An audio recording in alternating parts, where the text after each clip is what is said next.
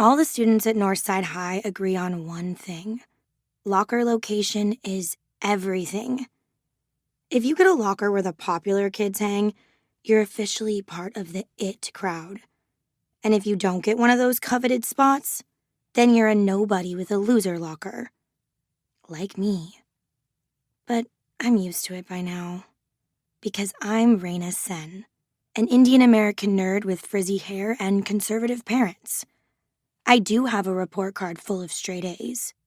But at Northside High, that doesn't do much for your street cred. But there is one good thing about my loser locker. I've got the best view of Jay Armstrong. He's a total heartthrob, the football quarterback and the man of my dreams. Jay's locker is right across the hall from mine, which means that every morning I get to watch him. At exactly 7:11 a.m., he walks up to his locker, deliciously sweaty from football practice, and takes off his jersey to reveal his perfect abs, just like he's doing right now. I flip open my notebook and start to draw. Jay wipes down with a towel, runs his hands through his hair, and flashes that gorgeous lopsided smile. If only that smile were meant for me. Jay used to smile at me. We grew up together as neighbors and friends. I used to think we could be more than that. But one day, 3 years ago, he just stopped talking to me. He hasn't even looked in my direction since. You missed a line. Ugh, what's that smell? I look up to see my loser locker neighbor, Smelly Shelly. She's smiling at me with her creepy, beady eyes. I should have known it was her. What? Shelly points to my drawing of Jay. I believe he has another row of muscles on his abdomen right there. I move my notebook away from Shelly's greasy hands and hold in my breath. I always try my best to be nice to her, but it's kind of hard when she smells so bad. Thanks. She stares at me and holds up her class schedule. Do you have AP English first period too? I nod, still holding my breath. Would you like to walk to class together? If we arrive early, we can be assured front row seats. I shake my head no and let out a few words without breathing. Got some stuff to do, but I'll be there soon. Shelly shrugs and saunters off. I let out my breath. Where was I? Oh, yeah, the man of my dreams, Jay Armstrong. I look at my drawing and start to add another line on his abs when my pen is suddenly ripped from my hands. Enjoying the view? I look up and into the eyes of Summer Hart. She's Northside High's head cheerleader, the most popular girl at school, and Jay Armstrong's girlfriend. What do you mean? I hate the way my voice shakes, the way it always shakes around her. When she hears it, she laughs. Standing behind her are her minions, Vivi Baez and Briar Fox. They laugh too. Vivi looks me up and down. Is that really your outfit for the first day of senior year? I look down at my old jeans and t-shirt. You are such a scrub. Oh, I don't know, Viv. I kinda like it. It highlights her best feature. Vivi raises a perfectly manicured eyebrow. Her flat chest. The two girls cackle together. My face burns. Summer takes a step forward, pressing me against the cold hard steel of my loser locker. Tell me, Raina.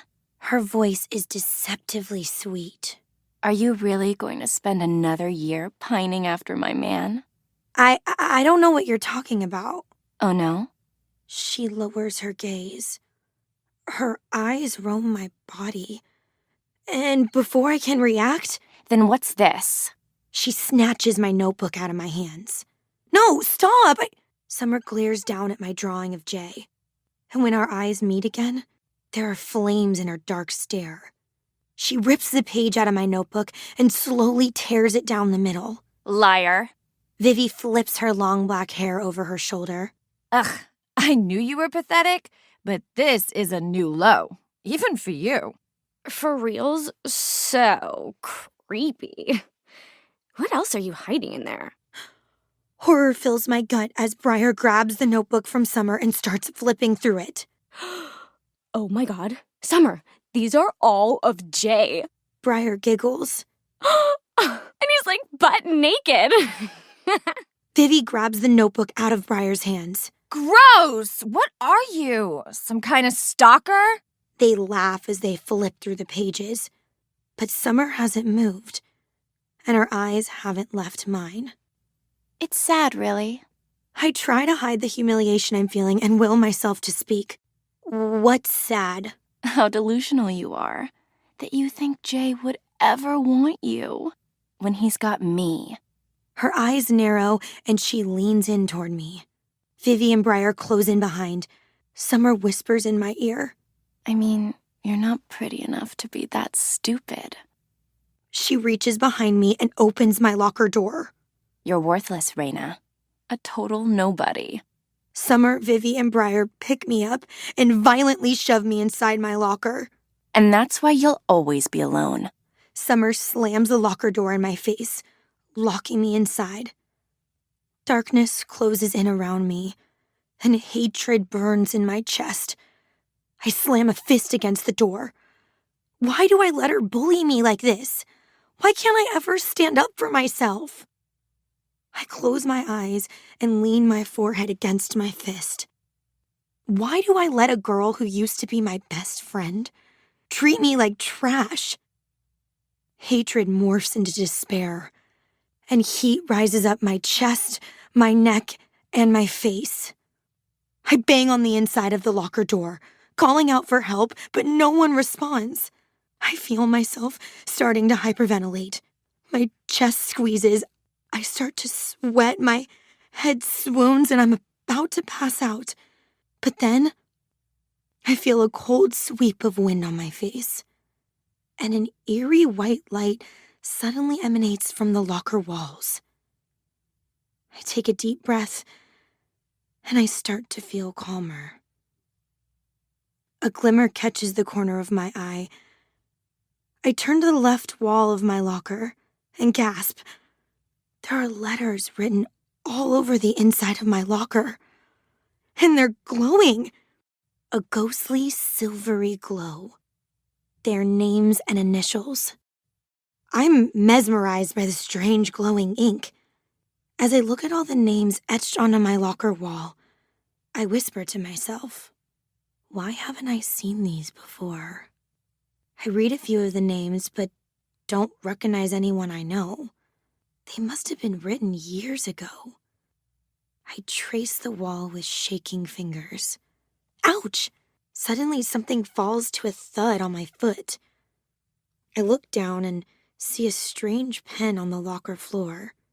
I use my sneaker to roll it partway up the wall, and then stretch my arm down until I can just grab it. I wrap my fingers around the glowing pen. It feels cool in my hand. I look more closely at the pen. It's silver and translucent, and it has that same eerie glow as the names on the wall. I swear, for a moment, the pen pulsates against my skin. I stare at all the names and initials inside my locker wall, and suddenly I'm overcome with an urge to add to them.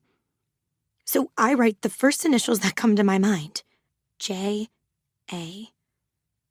I draw a heart around the letters. Just then, my locker door flies open, and I look up to see a familiar face. Quinn Taylor.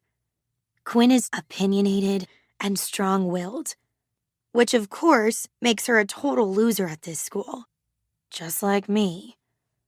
But Quinn is one of the few people I actually like. Girl, what are you doing in here? I squint as sunlight pours into my locker. I turn sideways and step into the hallway, quickly shutting the locker behind me. For some reason, I don't want her to see the names. I accidentally got locked inside. I stuffed the silver pen in my pocket. Quinn gives me a quizzical look. She picks my torn notebook up off the floor and hands it to me. Locked inside? I take the notebook from her and nod, my face flushed. Quinn opens the locker door and jiggles the inside of the lock. You know you can't get locked in, right? It's got a safety latch here, right on the inside. Oh, right. Her next words stop me short. Although, I wouldn't be spending my time stuffed up in there if I were you. That locker is cursed. I give her a look. What do you mean? She smiles a mischievous smile and wiggles her eyebrows. My column in today's school paper. Read it. Last page. I stare at her, confused, but she just winks. See you in class, girl. She waves and walks off. I stand there, glued to my spot. My locker is cursed?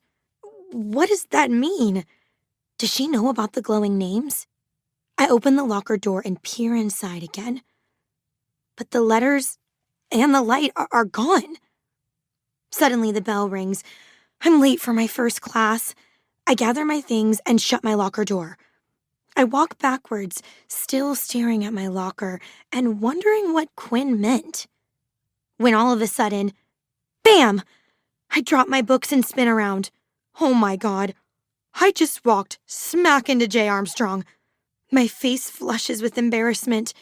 I bend down to pick up my books, assuming he'll ignore me, just like he's done for the past 3 years.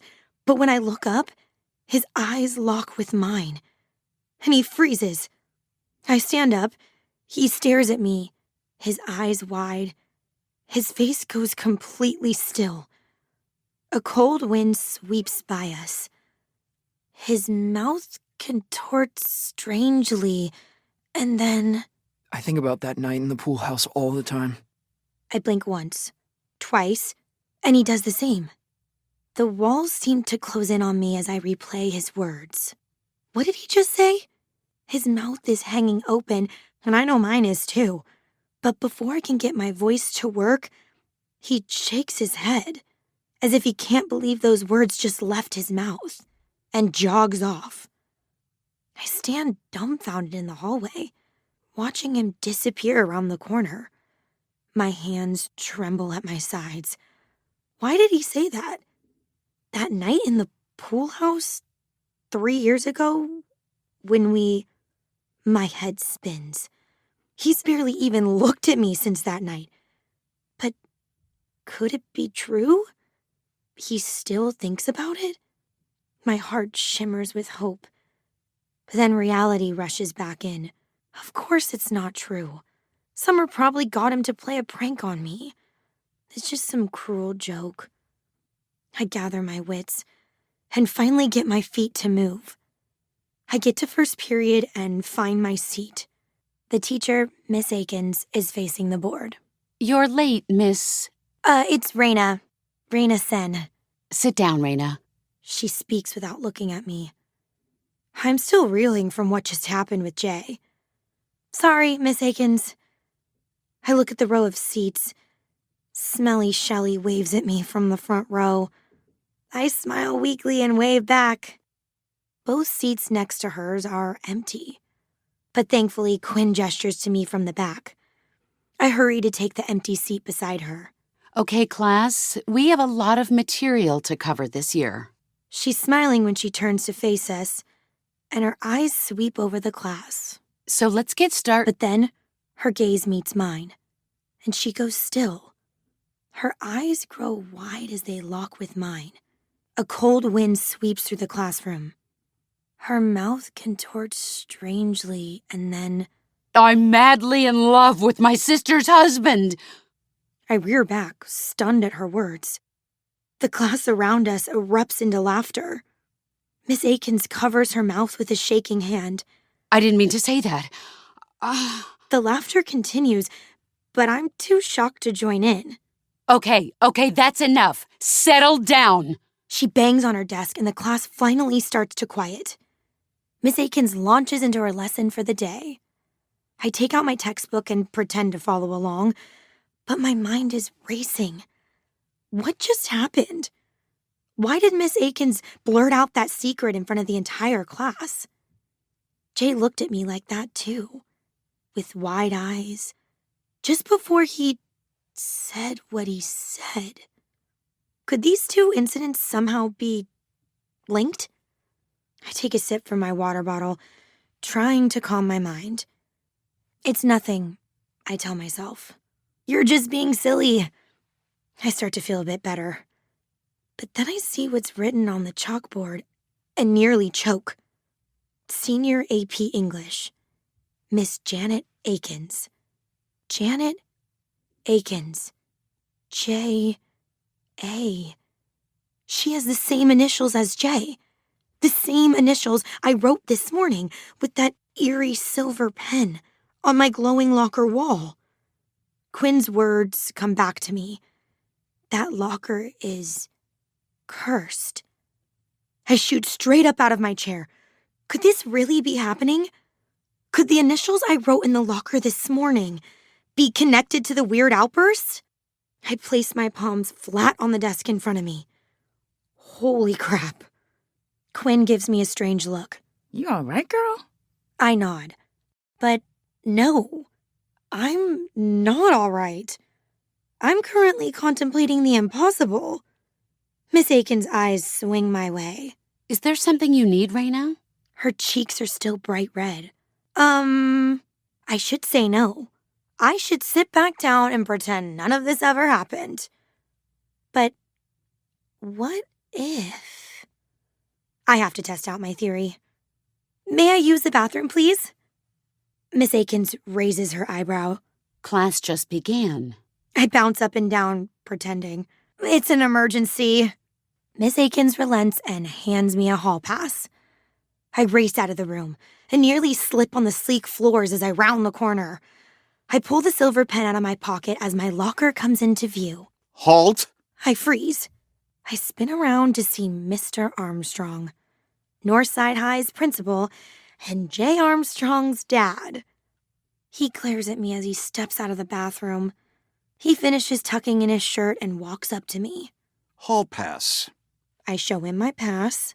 Where are you headed? I stammer. I forgot my textbook in my locker.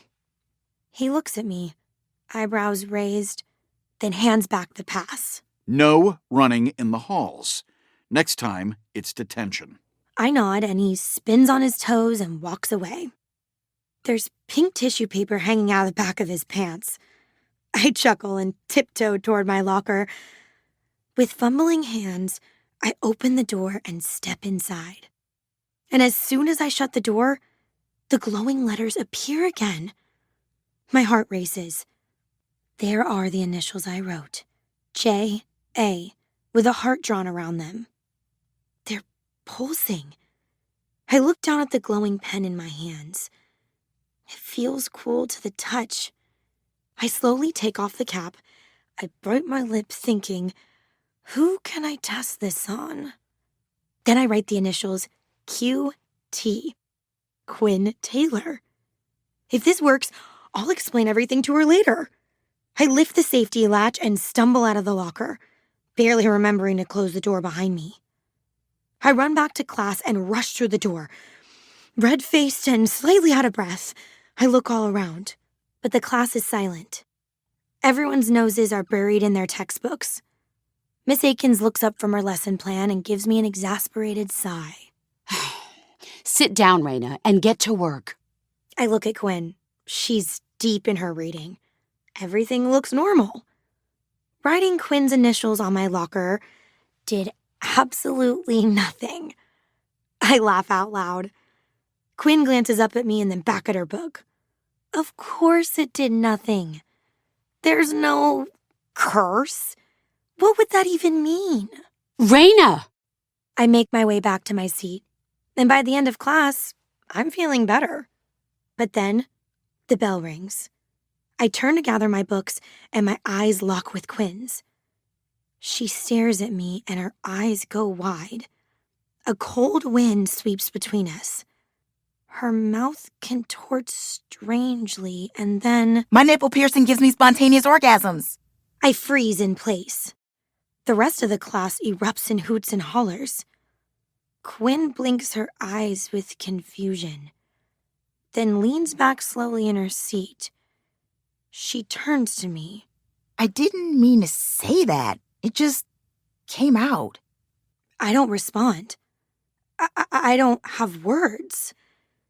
The locker curse is real. I need answers. I run after Quinn as she heads out of the classroom. Quinn, wait! She still looks perplexed about what just happened. But to her credit, she doesn't really seem embarrassed. Just intrigued. Some kids from class walk by, point at her, and snicker. She just flips them the bird, unfazed, and turns back to me. What's up, girl? What did you mean this morning, when you said my locker is cursed? She puts a hand on her hip. Didn't you read my article yet? I don't have the heart to tell her no one ever reads the school paper. I don't even know where to get one. Not yet. She rolls her eyes, then pulls a newspaper out of her bag. I grab it from her and read the headline. Quinn's Corner, August 19th, 1996. Death at Northside High. The tragic tale of Eleanor Buckley. My eyes go wide. Who's Eleanor Buckley? Quinn leans in conspiratorially. 20 years ago, there was an incident. What kind of incident? A girl named Eleanor was bullied. Some girls shoved her into a locker and shut her inside. We walk up to my locker just then, and Quinn gives me a meaningful look. My locker? Quinn nods. Yep. It was the last day of school before summer and everyone had already gone home, so no one was around to let her out.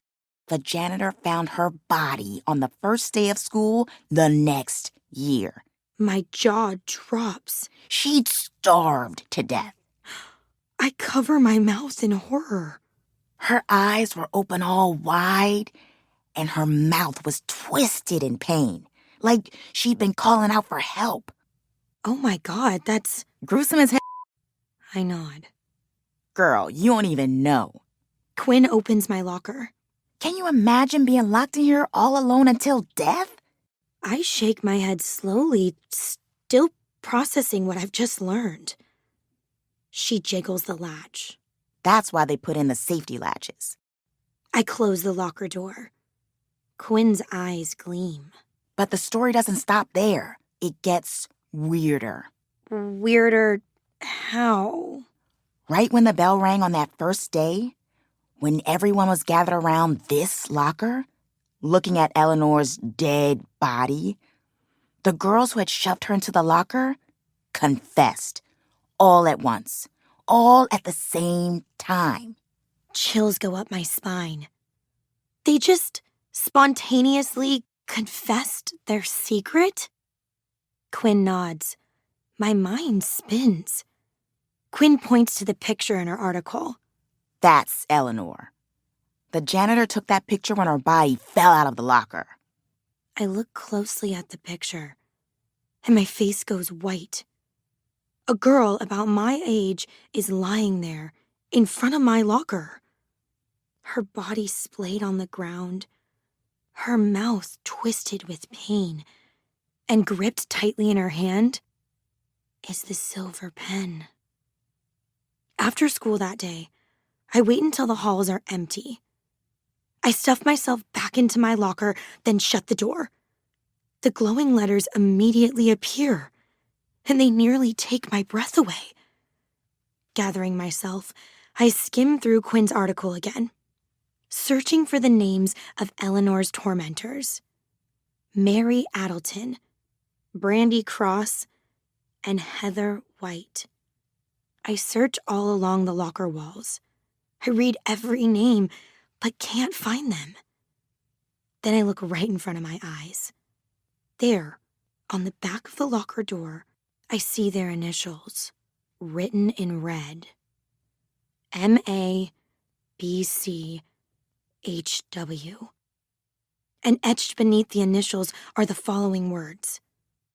When next your guilty eyes do lock with mine, and loudly rings a bell throughout the halls. Your secrets dark and dirty, deep entwined, will seize your lips and be revealed to all. With heart enclosed, a heart's desires tells. A double-crosser crossed eliminates. Liars, cheats, and tormentors pray tell, lest this magic locker's walls secure your fate. And it's written in blood. Later, I walk home, digesting everything. It seems impossible, insane. But there's no other explanation for what happened to Jay, Miss Akins, and Quinn. I go over the events again in my mind. I wrote their initials on the locker wall, and when the bell rang and their eyes locked with mine, they each blurted out a secret. Liars, cheats, and tormentors pray tell, lest this magic locker's walls secure your fate. When Eleanor died, did she somehow imbue the locker with magical powers? A curse like Quinn said? Is that cold wind that sweeps over me right before someone blurts out a secret Eleanor Buckley's ghost? I shiver as I walk up the steps to my house. I'm so distracted, I nearly miss Jay arriving at the same time next door. I'd normally just walk inside, but after what he said today, I stop. He does too, and we lock eyes. When I see him making his way over to me, I grip the banister. His dark brown hair is messy, as if he's been running his hands through it all day, and that lopsided smile of his is nowhere to be seen. I hold my breath as he stops a few feet away. Hey. Hey. I swallow thickly. He clears his throat. Look, I wanted to apologize for this morning. I don't know why I said what I said. He pauses as if still trying to figure it out. But I don't need to wonder, because I already know. It was the magic locker. And even though the truth was forced out of him, I find I don't care. I'm still desperate for his words. But he sighs and looks down. You know what? Never mind. Just, I'm sorry. Okay? Knowing that he still thinks about me, I find a small kernel of courage that I didn't have this morning, and slowly let go of my grip on the banister. I walk down until I'm standing right in front of him, because I want to hear him say it again. This time, of his own accord. Was it true? What you said? He goes still at my question, and when he finally replies, his voice is nothing more than a rasp. Yes, Raina. It's true. My heart flutters. He admitted it! I can't believe it. I look him in the eyes, my breathing heavy. I think about that night too, Jay. It was my first time. His gaze softens. It was mine too, Raina. You know that. That night was special. I close my eyes, breathing in his sweet words. But when I open my eyes and look up at him again, he's backing away across the lawn. But it doesn't matter now. I want to call out, to stop him. But just then, a cherry red convertible pulls into his driveway, and my dreams are shattered again. Summer, Vivi, and Briar drive up, honking and waving at Jay. My stomach drops as I see Summer hop out of the back seat in her short cheerleading skirt and throw herself into Jay's arms. My nostrils flare. The hatred I felt for her while trapped inside my locker this morning returns full force. It isn't fair. Jay was mine. I loved him. I gave my virginity to him that night in the pool house, and he gave his to me. But then he suddenly stopped talking to me. And a week later, he was dating Summer Hart. Summer was my best friend, and she stole him from me. My gut roils with growing anger. I'm so caught up in my thoughts. I nearly jump out of my skin when I hear the loud horn blare. I look over and see the convertible in front of my lawn. Briar and Vivi are sitting inside, grinning cruelly. Vivi flips me off. Briar adjusts her ample chest, then leans over the side of the car. You look like Spend your morning stuffed in a locker. They both cackle with delight. I think of Eleanor and silently seethe. Briar looks over to Summer and Jay, then back to me. He'll never want you, you know. Not when you look like something I chewed up and spit out. She spits her gum at me, and it lands inches away from my sneaker.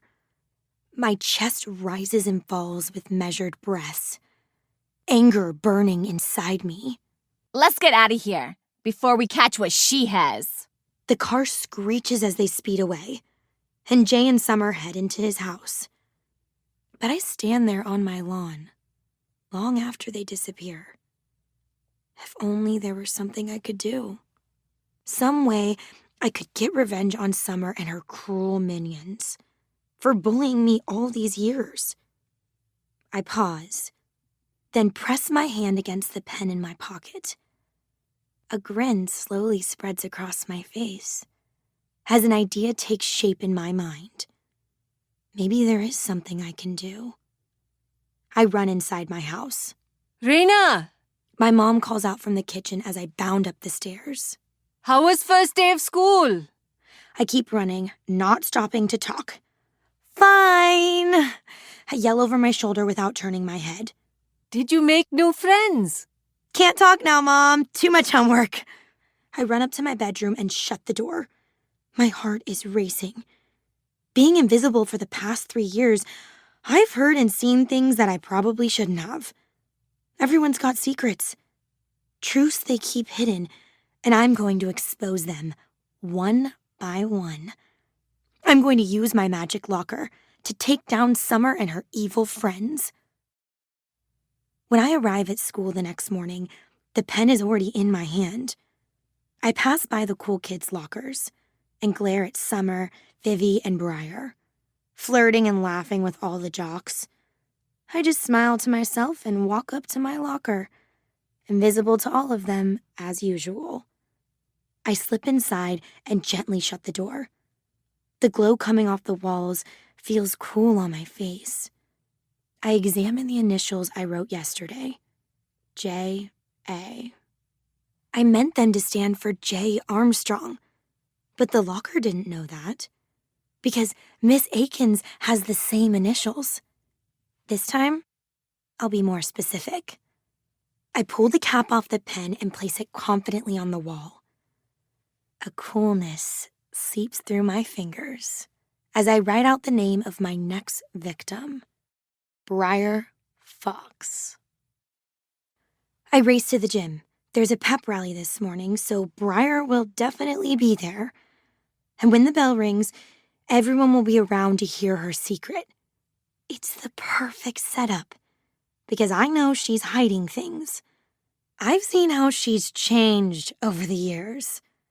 Not just on the inside, but on the outside, too. I rush in just as the bell rings. My eyes scan the rows of students chatting on the bleachers. Mr. Armstrong steps behind the podium, and the crowd grows quiet. Then, I see her. Briar Fox, sitting in the front row, with all the cheerleaders and football players. I enter her line of vision, and her eyes lock with mine. She freezes. Her eyes grow wide. A cold wind sweeps between us. Her plump lips open, and her mouth contorts strangely. And her high-pitched voice slices through the auditorium. Summer Hart! Her head turns creepily toward Summer. Last year I snuck into your bedroom and stole your bra so I could make a plaster of your boobs for my boob job. There's a beat of pin drop silence. And then the audience erupts. Absolutely erupts. Loud gasps and harrowing laughter echo against the dome ceiling.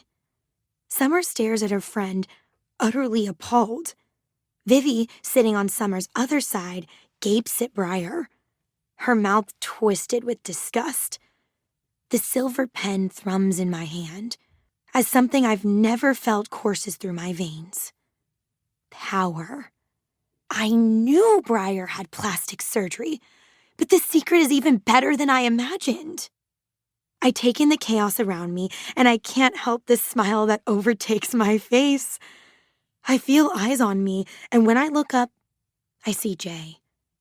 Our gazes lock, and my heart thumps. His expression is curious, and for some reason I shove the pen back in my pocket. My eyes are then drawn to Marcus and Peter, Jay's two best friends, sitting on either side of him. Marcus is grinning maniacally, and Peter is howling with laughter. Peter suddenly stands from his seat and yells so everyone can hear. Knew they were fake when I felt them, babe. But who cares? They're great boobs. More laughter. Marcus piles on.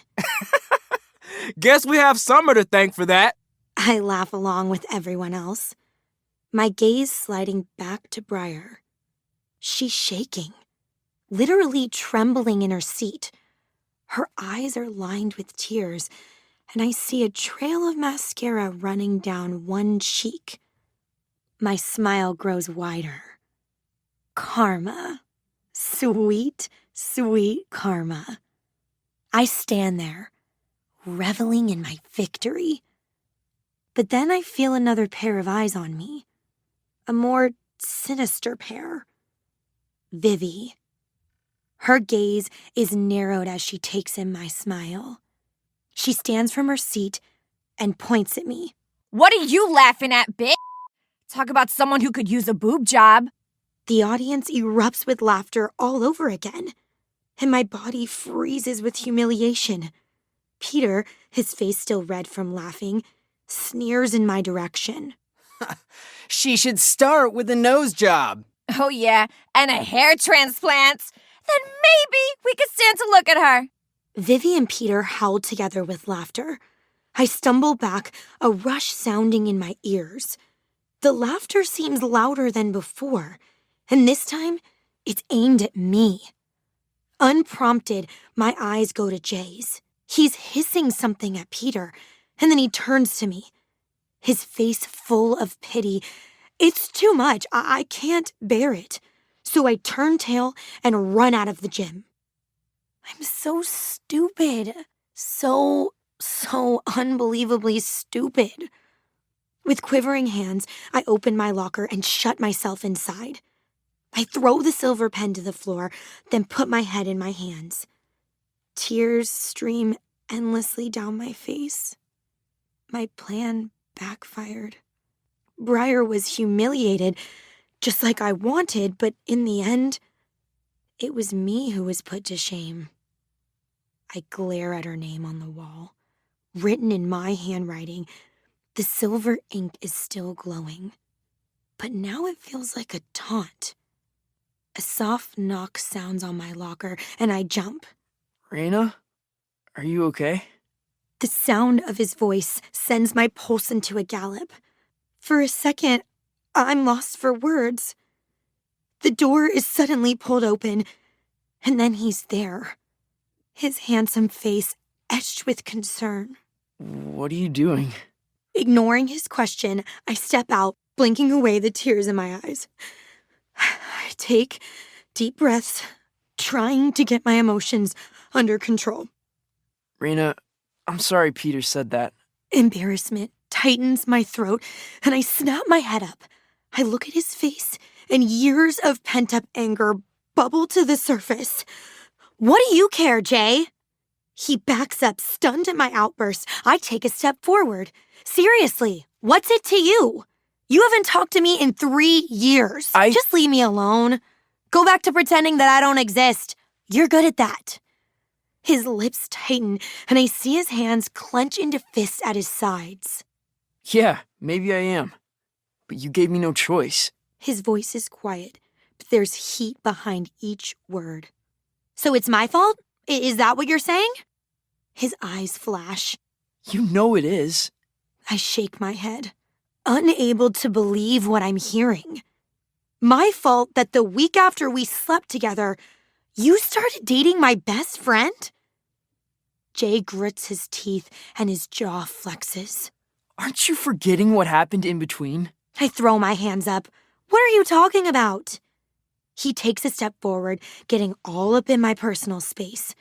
My heart stutters at his nearness. What you told Summer the night after we slept together? I pause, confused. What do you mean? That you regretted it. That I was awkward and disappointing. And that you never wanted me to touch you again. My mouth drops open, my knees nearly buckling. What? He runs his hands through his hair. Summer told me what you said, because she didn't want to see me hurt. She was there for me, comforted me. Jay pauses. And then we fell in love. His eyes flicker with a hint of sadness. I shake my head, my eyes filling with tears again. Jay, I never said any of those things. He sighs. Look, we were young and inexperienced. It was a long time ago. I'm over it. I reach out and put a hand on his arm. He flinches at the contact. Jay, I told Summer that night meant everything to me. I told her you meant everything to me. He shakes his head as if he doesn't quite believe it. Then why did Summer say you hated it? She wouldn't lie to me. I laugh without humor. If you believe that, then you don't know her. Because she did lie. He looks away, conflicted. Please tell me you believe me. Deep down, you have to know I wouldn't say those things. He looks at me, and I can only hope he sees the sincerity in my gaze. He scans my face, then his eyes soften. So, this whole time, you thought... I thought our night together was amazing. Regret suddenly twists his features. He comes toward me, and I think he's about to reach out to take my hand, but then he stops. The air hangs heavy between us. I steel my nerves and speak what's on my mind. So, what are you going to do now that you know she lied? He hesitates, but then the look on his face changes. And just like that, the spark between us is gone. He stands up straight and leans away from me. Nothing. Nothing? Summer and I make sense together. I blink at him. Wow. Just wow. Summer really has Jay wrapped around her little finger, just like she does everyone else. There's nothing I can do about that right now. I have to bide my time. But I still want him any way I can have him. Fine. But can you and I start over? Can we be friends?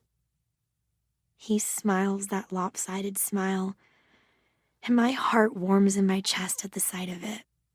I'd like that. Yo, Jay, where you at? Peter comes barreling around the corner and stops abruptly when he sees Jay talking to me. What are you doing? He looks me up and down as if to say, "What are you doing talking to this scrub?" I cross my arms, glaring at him. Talking to Raina?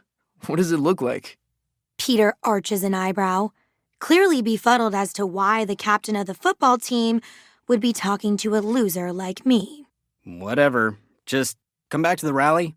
If Coach sees that you skipped, he'll be pissed. Jay sighs and nods. Then he looks to me and smiles again. My body tingles in response. Pete's right, but talk to you later? I nod and bite my lip, feeling happier than I have in years. Talk to you later. I watch him walk away. Ignoring the look Peter gives me, I keep my eyes on the man I love, the man I've loved for years. And with that thought in my head, I reach into my locker and retrieve my silver pen. I don't go back to the gym. I roam the halls, thinking about Jay's smile. Friends. We're going to be friends again. But I want more, and I would have more if it weren't for Summer. The anger in my blood reaches a boiling point. She's even worse than I thought. She betrayed me. Girl, I need your help. I spin around to see Quinn behind me, a mischievous smile on her face. What's up? You gotta make a drawing for me. She wiggles her eyebrows. What kind of drawing? A caricature of Briar Fox. I freeze. What for? I'm working on the article of the century. My stomach churns. About what? Remember what happened yesterday in AP English? Of course I remember. But I just shrug, pretending I don't. Quinn sighs. Girl, I told everyone about my piercing-induced orgasms. And at the beginning of class, Miss Akins admitted she wants her sister's man. My stomach drops. Yeah. And then today, in front of the entire school, Briar Fox goes and tells the world that she stole her best friend's boobs. So, it can't all just be a coincidence. Something's going on around here, and I'm gonna find out what. I struggle to keep my face neutral, but my heart is pounding in my chest. What could possibly be going on? She leans in. I don't know, but I have a theory. I raise my eyebrows. What? I'm gonna do some interviews and publish a piece about all the secrets that have come out so far. I gulp. So far? I have a feeling this is just the beginning. Readership is gonna skyrocket. The paper will finally get the loving it deserves. Great. Just great. What if she finds out what I'm doing? My whole plan will be ruined. I place my hand on the pen in my pocket. But how could she possibly ever find out? She'd never suspect the truth. I barely believe it myself. But I'd better keep an eye on Quinn, just in case. So you gotta make me a drawing of Briar for my piece. Yeah. Okay, I can have it to you by the afternoon. She snaps her fingers. Thanks, girl. She wiggles her eyebrows. I'm off to do some snooping. She spins and walks away just as the bell rings. I head for science class and see a group gathered outside the room. Summer, Vivi, and Briar. Briar's face is tear-stained, and Vivi's pointed nail is in her face. What were you thinking? You humiliated us. I don't know. It just slipped out. Summer's face is contorted with fiery rage. She steps in front of Vivi, towering over Briar. You violated my privacy. You stole from me. And you call yourself a friend? Vivi shoves Briar in the chest. Are you, obsessed with her or something? Briar's face pales. Of course not. All that plastic surgery you've been getting? Is it just so you can look more like Summer? Vivi's eyes gleam with a mix of distaste and delight. Briar's face is desperate. No, I don't want to hear your excuses. You're a liar and a thief. And I'm done with you. Briar puts her head in her hands and starts to sob. Vivi gives her a mirthless smile. Why are you still standing here? Get gone, bitch. Briar's lip quivers, and then she sobs again, running off down the hall. Vivi and Summer titter as they walk into class. I stand at the door for a moment, and my hand unwittingly goes to my pocket. The coolness of the pen seeps through my fingers and up my arm. I shiver with delight, reveling in the feeling of power. I smile and enter the classroom. Everyone else is already seated. I see Summer sit down next to Jay, but he barely spares her a glance.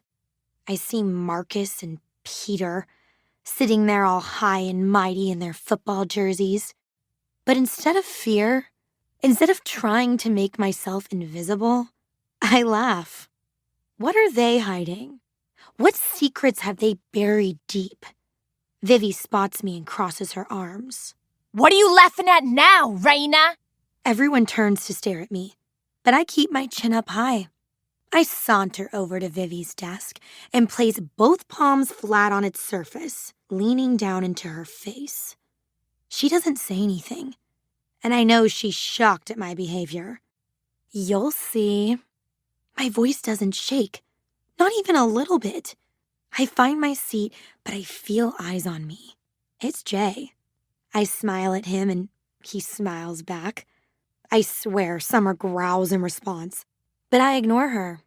I ignore everyone. Then I lean back in my seat, smiling and twirling my pen.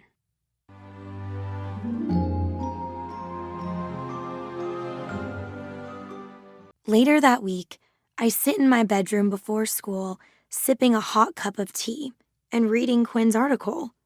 Quinn's Corner, August 21st, 1996. Something amiss at Northside High. People speaking truth. The students at Northside have all suddenly become unbelievably honest. Your reporter investigates. I smirk as I read Quinn's absurd theory. A truth serum? She thinks the water fountains have been spiked with a truth serum in some sort of government conspiracy. I laugh out loud. A cold breeze comes in through my open window. I shiver. It's surprisingly cold for an August morning. I pull my cardigan closed and admire my drawing in the paper. It's a picture of Briar Fox. Her lips as plump as a peach and her boobs as big as beach balls. She's standing on the bleachers, announcing her mortifying secret to the world, and everyone around her is laughing. I smile in satisfaction. My plan to take down Summer step by step is working. She and Briar are no longer friends, and Jay and I are talking again. With the help of my magic locker, I'm starting to unravel the secrets surrounding her and break down her support structure. Soon, Summer will be utterly alone. And then, when she's at her lowest point, I'm going to reveal her secret too. I know she's hiding something deep inside. I don't know what it is yet, but I'm going to find out, and I'm going to destroy Summer Hart. I smile at the thought. Just then, a sound outside my window has me looking up. I race over just in time to see Jay leaving for school. So as quickly as I can, I gather my things and rush downstairs. Raina, My mom calls out as I run past the kitchen. aren't you eating breakfast? Not hungry! I run out of my house and shut my front door as loudly as possible. And just like I hoped, Jay looks over. He greets me with a wave and that lopsided smile, and my heart starts racing. Hey! Hey, you. I smooth out my dress as he walks over. I smile as he takes me in. Wow, you look great. I beam at the compliment. I haven't dressed up in years, and the fact that he noticed has my insides doing a victory dance. I try to keep my voice casual. Thanks. He gives me another once-over, then his eyes land on the notebook tucked under my arm. His expression lights up. You still drawing? His question makes me giddy. He remembers. I smile. Every day. I reach to grab my new notebook and flip to the first page. I'm working on a new series. Want to see? He nods eagerly. Yeah. He steps close to my side, and his sudden nearness makes me swoon. But I force my mind back on track as I point to my first drawing. I've been practicing portraits, mostly just celebrities. He leans over my shoulder to get a better look. It doesn't seem like you need practice. These are incredible. I blush lightly. Thanks. He whistles as he flips through my artwork. I mean it. You really improved over the years. I would know. I turn to look up at him, and memories color the air between us. We used to spend hours together after school. Both of us sprawled out in my pool house amid a pile of notebooks and pens. Speaking of, are you still writing rhymes? A look of regret passes over his face. No, not really. He shoves his hands in his pockets and looks away. I get the feeling he doesn't want to say anything more about it. But I'm so surprised by his answer, I have to ask. What? Why not? He shrugs. No time. Football keeps me pretty busy. But you loved poetry, and you were so good at it. You were going to move to Hollywood after college and write lyrics for rap songs. You remember all that? Of course. And I was going to join you there. Remember? Jay nods. And get a job in animation. I smile. He remembers the dreams we shared of our future together. We meet each other's eyes again. But then, vroom! The roar of an engine ruins the moment. Jay and I both turn toward the street as a shiny red convertible pulls up to his house. Jay takes a step away from me, and it damn near crushes my heart. Summer and Vivi step out of the car and make their way over to us.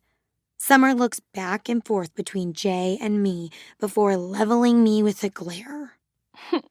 Well, isn't this cute? She glances at my notebook in Jay's hands, a sinister smile on her face. Showing Jay your special drawings, Raina? My cheeks go red. Jay, oblivious, shows the girls my celebrity drawings. Yeah, aren't these great? Vivi's eyes gleam.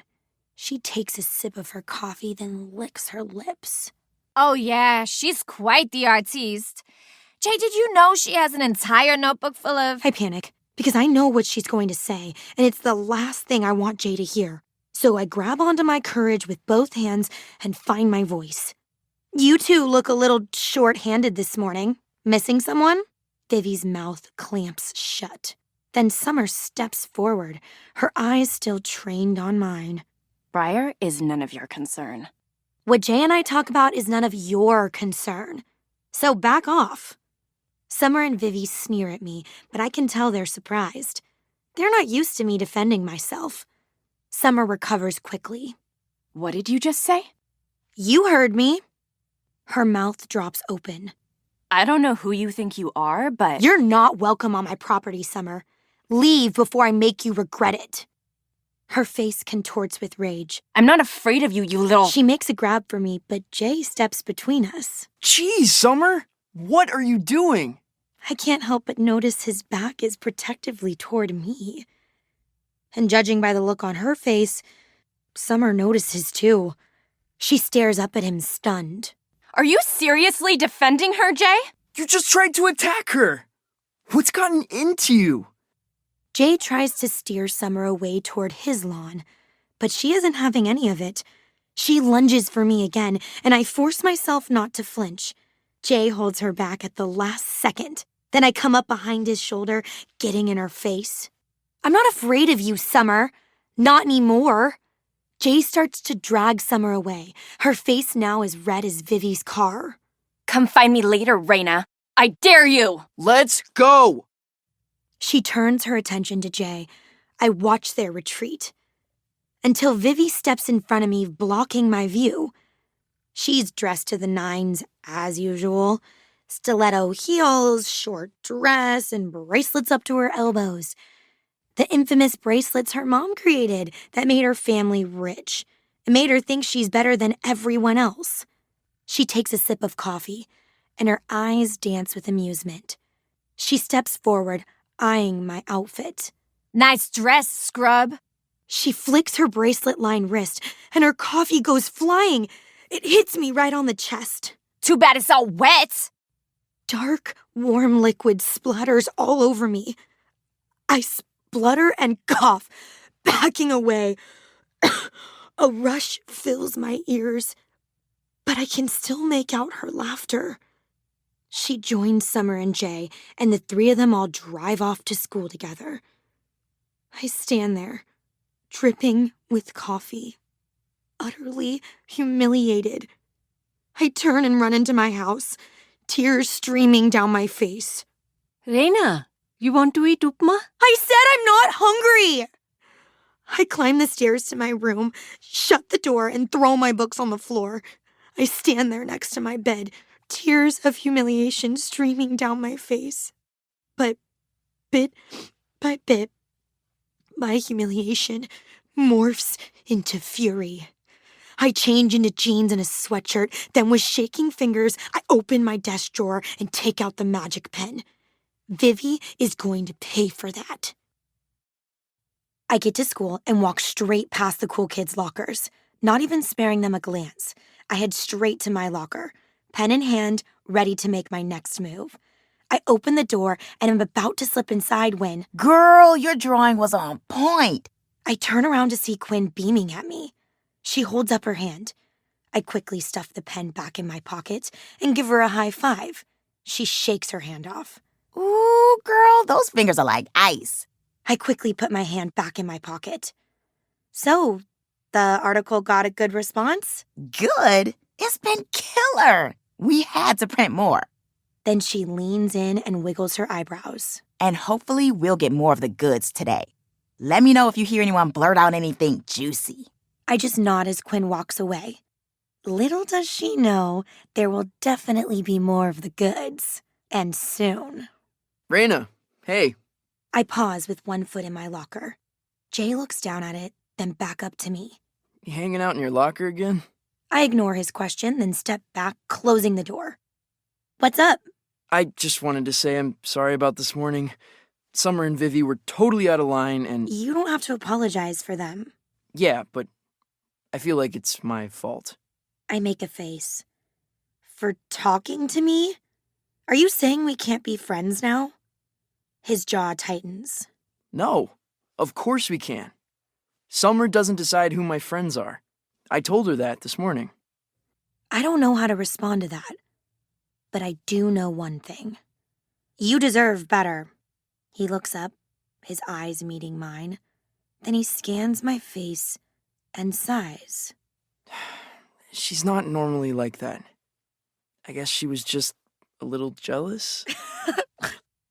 I snort. A little? She tried to attack me. Her friends get her going sometimes, that's all. I shake my head, feeling sick to my stomach. Summer clearly still has him under her spell. Do you really believe that, Jay? He shrugs and looks down. Anyway, you come into the game tomorrow night? I bark out a laugh. No. Why not? It's the first game of the year. I give him a look. No offense, but I'm not really a football fan. I do hope you guys win, though. Oh, come on. Pretty please. He pouts comically, and I laugh again. You'll have the entire stadium cheering you on. You don't need me there. His expression turns serious, and his gaze moves between my eyes. But I want you there. My pulse skyrockets. My God, those words from his lips? I sway toward him as if drawn by a magnet. Something sparks in the air between us, and I swear there's a hint of longing in his eyes. Jay! I'd like a word. His gaze snaps up to his father's, and I instantly take a step back. Jay's face falls. Can it wait? The principal's eyes flick to mine, but just barely. No, it can't, and for God's sake, tuck in that jersey. We can't have the quarterback walking around looking so slovenly. I grimace, but Jay just sighs, then adjusts his jersey. He gives me a tight smile before following his father. I'll catch up with you later. I watch them go. Mr. Armstrong has always been a hard ass, criticizing Jay for every little thing. He and Jay used to fight all the time when we were younger. Well, when Mr. Armstrong was home. He was always busy working late nights and then yelling at Jay in the mornings for not being perfect. Apparently, not much has changed over the years. They disappear around the corner, and I look around, realizing the halls have emptied. I'm finally alone. I step into my locker and close the door. The glow lights my face, and the coolness calms my nerves. I run my hand along all the names and initials and look at the pen in my hands. Who had this pen before me? What secrets were revealed? A cold wind sweeps through the locker, and I shiver, pulling the hood of my sweatshirt onto my head. I take the cap off my pen and write the name of my next victim, Vivi Baez. I avoid Vivi for the first half of the day. I'm going to wait until lunchtime, when the whole school is around. I enter the cafeteria just as the lunch bell rings. The popular kids' table is in the middle of the room, and I make a beeline for it. Vivi is already there, sitting with Summer, Peter, and Marcus. I take in her long, shiny black hair, her designer clothes, and my anger from this morning returns. But it's quickly overpowered by a sense of anticipation. I can't wait to witness her downfall.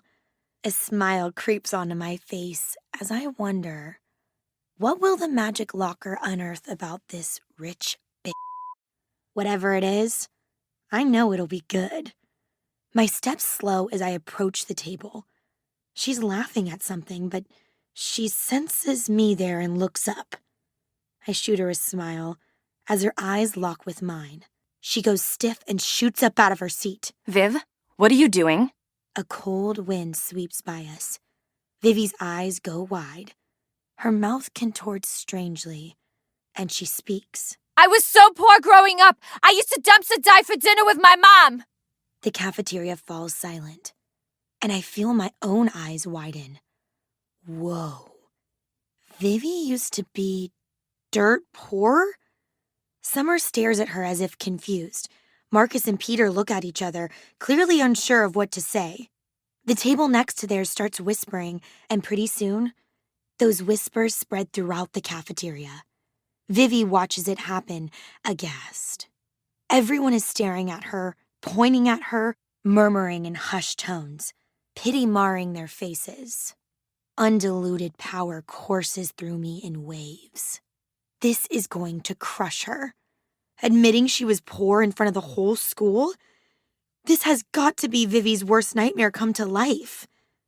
But as soon as that thought enters my mind, Vivi's face hardens. I watch as she gets to her feet and climbs onto the table in her stiletto heels. She puts 2 fingers in her mouth and lets loose an ear-piercing whistle. Everybody, shut the hell up! The cafeteria falls silent again. She slams her hands onto her hips and glares down at everyone. So what if I used to be poor? Having no money made me the person I am today, and I'm not ashamed of it. Besides, thanks to my mom's bracelets, I now have more money than all you scrubs combined. She flips her hair over her shoulder and flips everyone the bird. So you can all kiss my rich ass. Someone starts a slow clap.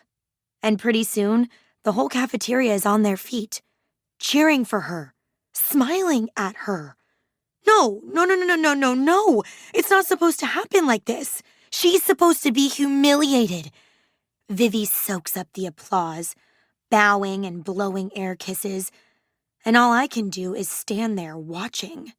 Disappointment churning like acid in my stomach. The lunch aide comes hurrying over and shoos Vivi off the table. She steps down gracefully, right into Summer's waiting arms. The 2 girls hug each other, and my stomach sinks further. I look off to the left and see Jay. He's standing in the middle of the aisle, having just come in. He looks at Vivi, then at me, his brow furrowed. I back up. I need to get out of here, away from yet another failure. I pace in front of my locker. I knew Vivi might not go down as easily, but apparently I underestimated her. The locker underestimated her. I seethe, fist clenched at my sides. I can't just let Vivi win. I look around, noting the hallway is empty. Everyone is still at lunch, so I open my locker and shut myself inside. The names written on the wall come to life. But now it feels like a mockery. How can I fix this? What can I do? I run my eyes over all the glowing letters again, and my eyes land on the initials I wrote on that first day. J.A. I reach out to trace the heart I drew around it, but my finger suddenly pauses. I notice hearts drawn around some of the other names written on the locker wall, and I read the line from Eleanor's poem again. With heart enclosed, a heart's desires tells. Jay's secret was about the heart's desires. So was Miss Aiken's. Was that because I drew a heart around the initials? I look at Vivi's name. If I draw a heart around it, will she be forced to reveal a romantic secret too? It's worth a shot. After all, what have I got to lose? I take the cap off my pen and draw a heart around Vivi Baez. I race into science class right before the bell. Please let this work. I spot Vivi sitting with Summer and Jay. I walk over to my desk and make a point to sit down loudly. It works. Jay looks over. And so does Vivi. I smile sweetly and wave, and the bell rings just in time. Vivi's eyes lock with mine again. A cold breeze brushes my neck. It's going to work. Her mouth contorts strangely. Vivi turns her head eerily and looks at Jay. Jay, I slipped nude photos of myself into your locker last month so you would fantasize about me at night. My hand shoots up to cover my mouth. Oh my God. Peter, Marcus, and the rest of the class immediately start catcalling. Ooh, Jay, you lucky bat. Please tell me you still have them. Our teacher slams a hand on his desk. Enough! Miss Baez, save your personal business for after class. Everyone ignores him. My eyes snap to Jay's. His back is ramrod straight, leaning away from Vivi, and his cheeks are turning beet red. That was you? A strangled growl has my head twisting to the right. You did what? Vivi turns to her, shaking her head. I'm sorry. It was nothing. It was just... Summer gets out of her seat so fast, her chair falls over with a clatter. You gave my boyfriend nudes? Is this true, Jay? Miss Hart, sit down! Jay stands up.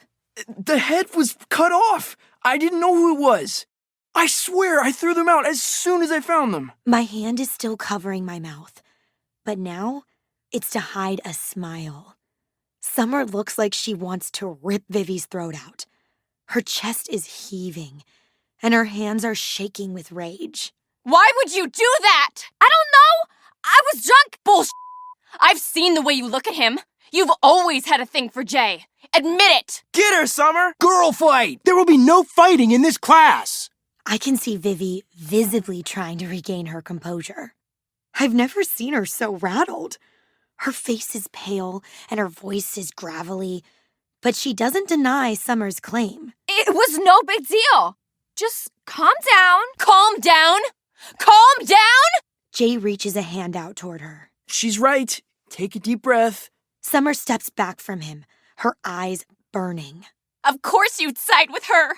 You've been going against me all day. It's not like that. Summer, please. I don't want to hear it. I hope you two will be very happy together. Summer slaps Vivi and runs out of the room. Miss Hart, you're truant! I look at the teacher. His glasses are crooked on his red face. I've had it with all of you. The next person who opens their mouth is going straight to see Mr. Armstrong. Vivi holds her cheek in shock, then flops onto the desk, her head in her hands. Jay, his jaw tense, quickly gets up to find another seat. I sit there quietly, looking straight ahead, but inside I'm vibrating with energy. The heart worked. No way Summer is going to forgive Vivi after this. What a whopper of a secret! Quinn gets my attention from the back of the room. She squeals soundlessly with delight, then mouths the words, Drawing of Vivi by tonight. I nod back. Then I catch sight of Jay. He's slouched in his chair, his expression vacant. He looks miserable. I sigh, long and slow, and guilt starts to creep in. I hate that he was involved, that I embarrassed him too, but it needed to be done. It'll all be worth it in the end. I'm still feeling a little guilty after class, so I walk up to Jay and put a hand on his desk. Hey, you okay? He blows out a breath, then looks up at me with a sad smile. Yeah, I'm fine. Thanks.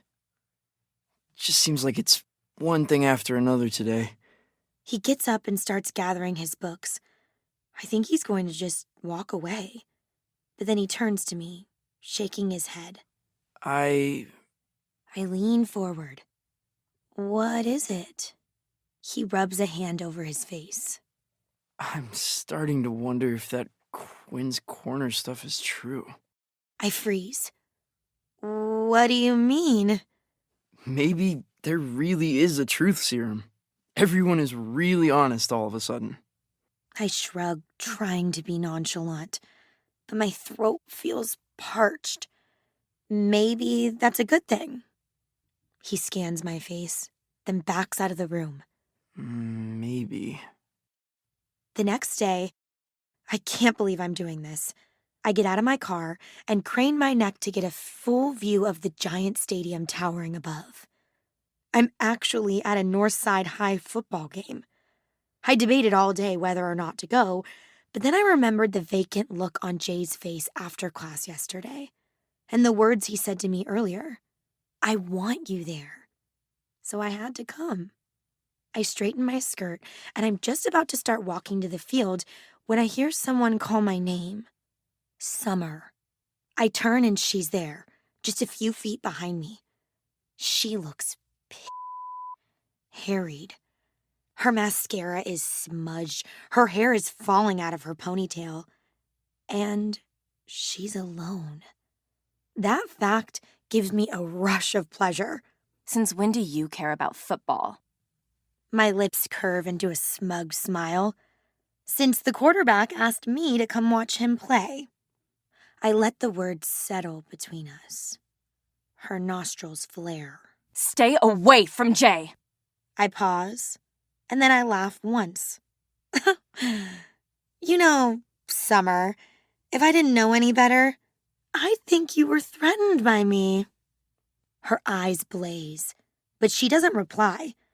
I take a step forward. What's wrong, Summer? Can't think of anything mean to say. Guess it's hard to be so clever when you're all alone. There's a flash of emotion on her face, but it's quickly replaced by hatred. He's mine. Stop trying to steal him from me, you bitch. I think you have things backwards. As I recall, you stole him from me. Her eyes narrow, but I cut her off before she can speak. After I told you! I can feel the heat rising up my neck. I do my best to hide the pain in my eyes, but I know I don't do a very good job. That I was in love with him. I fight back tears as years of pent-up anger boil inside me. Why, Summer? Why'd you do it? You were my best friend, and I trusted you. Her expression changes suddenly, and her eyes soften.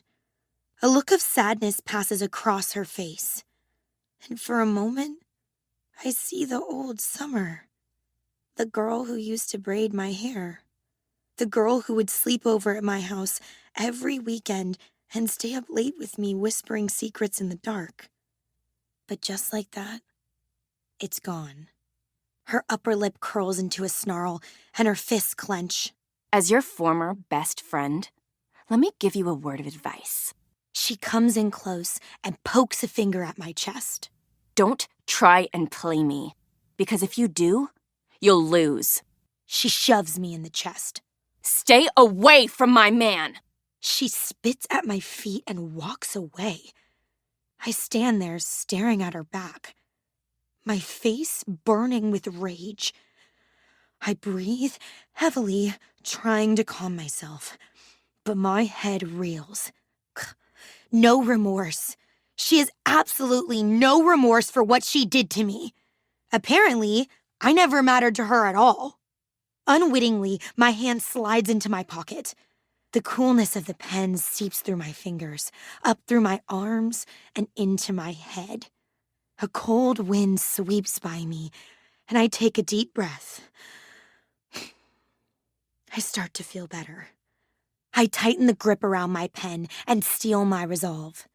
I won't rest until Summer Heart is taken down. The stadium crowd erupts in a cheer, and the drum line starts to play. I walk up to the fence that borders the stadium and see Jay on the inside, about to run onto the field. He turns his head in my direction, and even though he's wearing a helmet, I know he's looking at me. Time slows down as tension crackles and grows taut between us. I can feel it, even through all that distance. He starts running backward, but before he turns, he points at me in recognition. I don't even try to hide my smile. Game on, Summer Heart.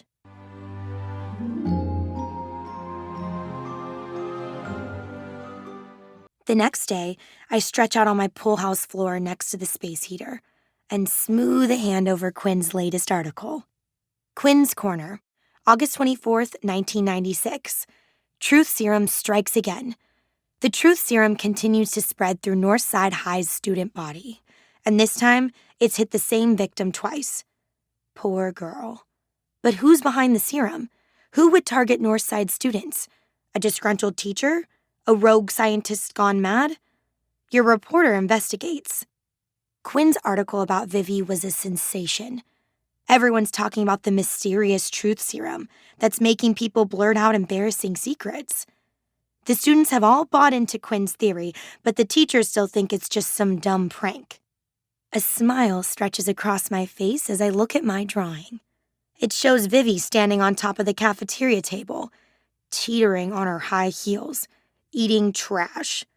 I felt slightly mean while drawing it, but then I saw the coffee-stained dress hanging in my closet, and I didn't feel bad anymore. My plan to take down Summer and her evil minions is going well. Summer has completely abandoned Vivi and Briar. She has no friends left. But who should I target next? Tap, tap, tap. I look up, surprised. There's a knock on my window. I get up, a smile on my face. It's Jay. I slide the window open, and he pokes his head inside. Still no boys allowed in the pool house? I laugh. This is how Jay used to sneak in when we were younger. Depends on the boy. He slips through the window and hops down to the floor. Warmth fills my body as I see him standing there. He looks around the room, hands in his pockets. I watch him, thinking of the last time he was here. His whispered words in the dark, the gentle way he laid me on the couch in the corner, the look of awe and rapture on his face as he... Did you enjoy the game last night? I clear my throat, ridding my head of my wayward thoughts. I did. Congrats on the win. Thanks. It was a close one. He grins his lopsided smile. Then his eyes travel to the couch. This time, it's his turn to clear his throat. So, you busy tonight? My heart stops. Not really. Why? Peter's throwing a party for his birthday. I was wondering if you wanted to go with me. Really? Unless you have something else going on. No, but I've never been to a cool kid's party before. Peter didn't invite me. So what? I'm inviting you. His eyes sparkle, and he takes a folded piece of paper out of his pocket. And there's gonna be an open mic. I wrote a rhyme. I squeal and reach for the paper. Let me see. He teasingly flicks it away out of my reach. You'll have to come to the party if you want to hear it. I want to say yes, but I've never even been to a high school party before. What will I wear? Not to mention, is Summer going? His face falls, then he shrugs. I wouldn't know. I raise an eyebrow. Oh? We're not really talking right now. I try to keep my voice casual. I'm sorry to hear that. He plops down on my couch and sighs. She's still pissed at me because of Vivi. Like it's my fault she put those Polaroids in my locker. I really did throw them out as soon as I saw them. I mean, what else was I supposed to do? I give him an understanding look. Of course it's not your fault, Jay. It's Vivi's. Exactly. Summer wants some big apology. She wants me to grovel, like always. But I just don't know anymore. He shakes his head, looking tired. You don't know what? Nothing. Never mind. A beat of silence. He looks around my pool house. It's nice being back in here. This used to be my favorite place to write rhymes. I can't help but grin. You're still welcome here anytime. We smile at each other, and the air between us sparks with heat. My eyes go to his lips, and I wish so badly that I could kiss him. He runs a hand over his mouth, as if he's thinking the same thing. But then he abruptly stands. So, you coming or what? I'm leaving at 9. That's right, the party. I bite my lip thinking, should I go? 3 years ago, Summer stole Jay from me, and tonight could be my chance to steal him back. They're in a fight, and he sounds like he's finally getting tired of her bullshit. Plus, he invited me. I smile up at Jay. I'll be ready at 9. At 9 p.m. on the dot, the doorbell rings and my pulse quickens. I rush out of my room and skip down the stairs, but my dad is already answering the door by the time I get there. Oh, hello, Jay. Long time no see. I catch Jay's sparkling eyes as he steps inside my house. Hi, Mr. Sen. He smiles at me as I walk up. I know. It's been too long. How's your father doing? I cringe as I see Jay's eyes darken. I duck under my dad's arm and start to shove Jay out the door. See you later, Dad. My dad eyes my dress. Where are you off to tonight? Jay is about to respond, but I cut him off. Just a friend's house. My dad looks at me skeptically, but I don't wait around to hear him protest.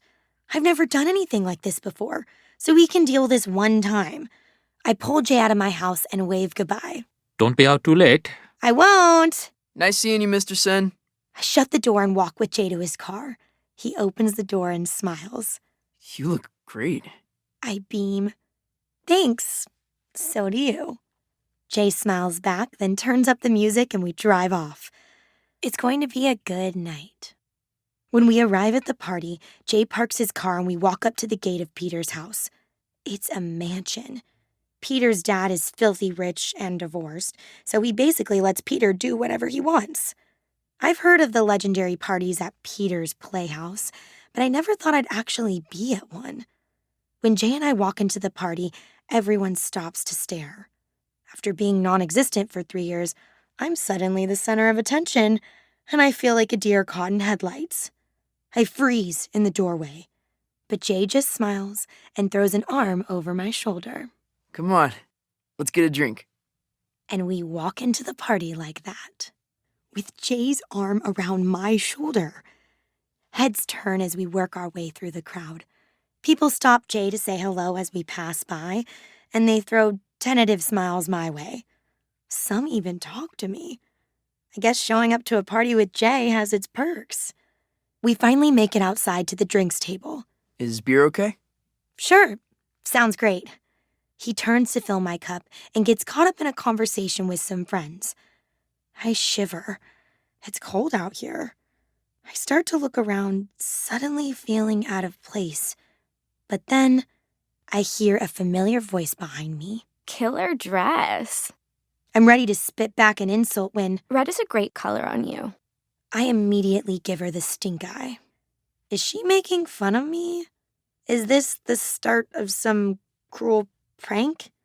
She takes one look at my face and sighs. I meant it as a compliment, Raina. Oh. I look her up and down. She still has the same plump lips, the same ample chest, but something about her seems different. Her eyes are softer somehow. She smiles. It's cool to see you out. I'm not sure what to make of Briar's sudden change in attitude, but I decided to go with it. The cool kids have never been this friendly to me before. It's kind of nice. I smile back. Thanks. It's cool to be here. She glances over at Jay, still talking to his friends. So, you came with Jay? Yeah. He invited me. She smiles approvingly. You're so much better for him than Summer. She treats him like dirt. Yeah, I know. No, you don't even know the half of it. Trust me. I furrow my brows. What do you mean? Just then, Jay reappears by my side and hands me a cup of beer. The music turns up a notch, and everyone's favorite hip-hop song comes on. Jay looks at me. Wanna dance? Briar winks at me and shimmies away. I look at the dance floor skeptically, then shake my head. Nah, maybe later. But Jay grabs my hand anyway and pulls me into the pulsating crowd. Come on! How can I say no to that? For the next 20 minutes, I dance my heart out. Jay is with me the entire time, looking into my eyes, touching my hips, moving with me. We bump and grind, and it feels like heaven. Dripping with sweat, we go to get another drink. But then, the music stops, and Peter gets on the mic. He's clearly drunk. All right, fools, you know what time it is. A few whoops from the crowd. Time to make an ass of yourselves on open mic. First up is my main man, Jay. Jay looks at me with a gleam in his eyes. This one's for you. I watch with joy as Jay goes to the middle of the party and starts to rap his rhyme. His friends beatbox to the rhythm, and everyone claps along. But Jay's eyes are directed at me the entire time. His rap is a hit. Everyone claps and hollers when he's done. Peter takes back the mic, clapping as beer sloshes out of his cup. That was sick, man. Jay comes back to where I'm standing. He's beaming. That was amazing! You inspired me. It's great to be rhyming again. I smile up at him. It's great to hear your rhymes again. He leans in close, and my pulse starts to race. I've missed you. His hand sweeps my cheek. I've missed you too. The energy between us surges, and my body feels like it's on fire. I lick my lips, drawing his eyes there. He brings his lips close to mine, and we're about to kiss when, whack! The backyard gate slams and we jump apart. We both look over at the same time, and my eyes lock on the last person I want to see. Summer Hart. Summer walks into the party like a celebrity. Marcus at her side. Jay instantly steps away from me, and my heart sinks. Her eyes scan the crowd, then come to a stop on Jay and me. She makes a beeline for us, and after giving me a fake smile, she puts a hand on Jay's arm. Hey, baby. Can we talk? There's nothing to talk about. Summer pouts. Please. I know what happened wasn't your fault. It was all that Vivi. Jay lets out a breath, then looks to me. Hi, Raina. You look cute. She's smiling, but her eyes are full of malice. I roll my eyes in response. She's so fake. I know Jay will see right through. Okay, let's talk. My mouth drops open. Seriously? He gives me an apologetic look. Then he lets her lead him to the deck. What the hell? I sigh, watching them for a moment. But then I remember. Jay hinted earlier that he wanted to end things with Summer. Maybe he'll do it now. I linger at the drinks table while I wait for him. I look around awkwardly, then shiver, wishing I'd brought a cardigan. I try and get the keg to work, but since I've never used one before, I just fumble around like an idiot. But then someone takes the tap from my hand. I look up and meet Marcus's bemused eyes. Need some help? Yeah, thanks. He pours me a beer, then leans on the drinks table. Heard you came here with Armstrong. Yeah, so? He points over to the deck. Looks like you're about to lose your date. I stiffen and follow his finger. Summer is sitting with Jay on the deck, her arms wrapped around him, whispering something in his ear. Desperate to hear what they're saying, I make my way carefully to the side of the deck and listen in on their conversation. I'm sorry I got mad at you. Do you forgive me? I guess so. It's just, I'm tired of all the drama. I have enough going on with football and my dad. So if it's gonna be like this between us, then... It won't. You have my word. Let's just forget any of this ever happened. Okay, but... Come here, baby. I've missed you. Their words suddenly cut off. They're shuffling, and then I hear Summer moan. I peer around the deck just in time to see them sucking face. And then, oof! I get shoved in the back and go flying, right across the bottom of the deck and fall right at Summer's feet. I look up to see Peter's drunken face smirking at me, his hands held up in mock apology. My bad. Saw you creeping on my man and his girl. Thought you might want a closer look. Gross! You were spying on us? What a freak! My eyes lock on Jay's. He looks surprised and confused. And my embarrassment triples. I get up slowly and brush off my dress. A drunken crowd starts gathering around. Everyone's gaping, wondering what the commotion is about. My face burns. My chest starts to heave. I feel the room closing in around me. Tears fill my eyes. I have to get out of here. I push through the crowd and run out of Peter's mansion, away from the bumping music and flashing lights, out of sight of all the cool kids, all the way back to the loneliness of my bedroom. I fall on my bed and cry. But after a few minutes of crying, I hear my door open. My mom's head peeks around the corner. Reina, what's wrong? I discreetly try to wipe my face.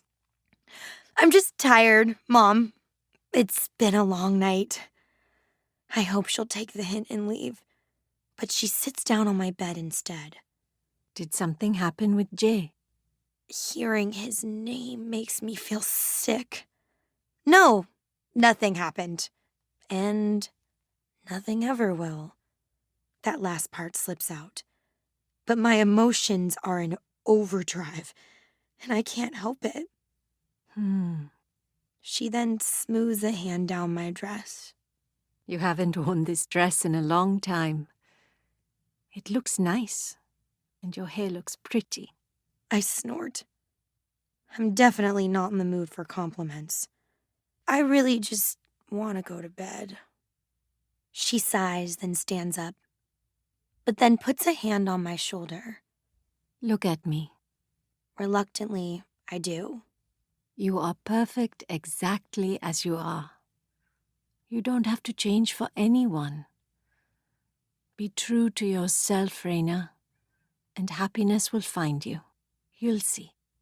She doesn't wait for a response, and I blow out a breath when the door closes behind her. Perfect as I am? A nerd? A loser? A laughingstock? No, she's wrong. A cold, familiar wind suddenly sweeps across my face, and the feel of it makes me smile. Because I may not be perfect, but I have the locker now. And with its magic, I can create my own destiny and become the girl I've always wanted to be. I open my eyes and get up from my bed. I walk coolly to my desk, open my drawer, and wrap my fingers around my pen. Monday morning, I step out of my house, pull the hood of my sweatshirt over my head, and rush across my lawn. Raina, wait! I pretend not to hear him. Raina, hold up! I sigh, then spin around. Jay's jogging toward me. What do you want? He comes to an abrupt stop, clearly taken aback by my tone. Whoa. Why'd you run off Saturday night? What did you want me to do? Stay there and watch you and Summer suck face? He runs a hand through his hair. She's still my girlfriend, Raina. I shake my head in disbelief. I have no idea what to say. So I go with what's in my heart. Why? Why what? Why are you with her, Jay? Because... Do you love her? He closes his eyes and blows out a deep breath. I told you. She's my girlfriend. Then why did you tell me you missed me? Was that a lie? He purses his lips but stays silent. And that silence makes me feel like a fool. But I still have to know one thing. Before Summer showed up to the party, did you want to kiss me? He tenses, but he doesn't respond. I turn away, defeated, and leave him standing there on my lawn. I get to school, angry. I pass by the cool kids' lockers and glare at their laughing, beautiful faces. Hatred seethes within me. I walk straight to my locker and step inside. The cool glow of the letters light my face. I'm tired of being invisible, of playing second fiddle to bitches like Summer, of being the butt of jokes for jerks like Peter. It's time to make them all pay. I look at all the old names written on my locker wall and wonder what those fools did to deserve their fate. I laugh as a cold wind sweeps my face. Eleanor Buckley's words glow bright, and I read them again. When next your guilty eyes do lock with mine, and loudly rings a bell throughout the halls, your secrets dark and dirty, deep entwined, will seize your lips and be revealed to all. With heart enclosed, a heart's desires tells. A double crosser crossed eliminates. Liars, cheats, and tormentors pray tell, lest this magic locker's walls secure your fate. I see other names on the locker crossed out with X's, and I know exactly what to do. I write out the name of my next victim, Peter Powell, and cross it out with an X. Just then, a piece of paper hits me in the face. What the?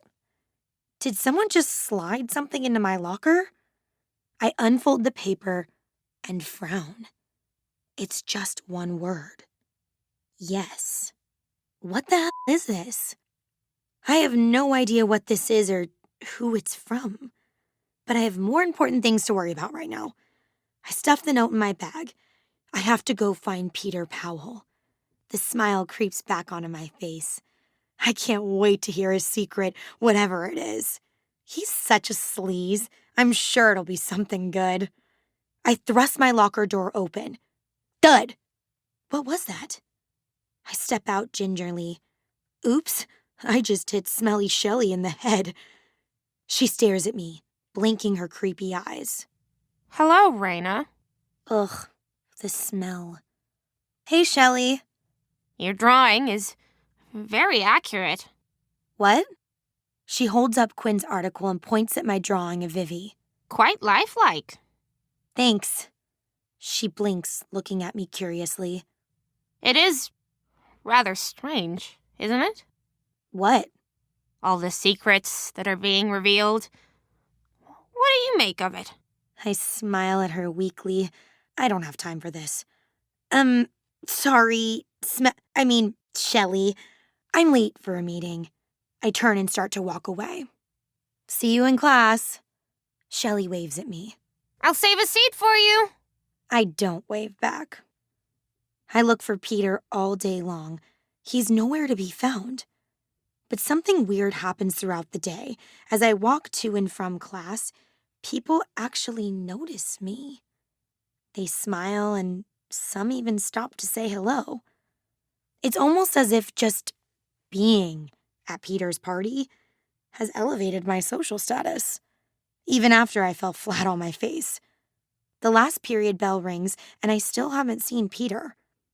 I head to my locker disappointed and get a waft of smelly Shelly as I walk up.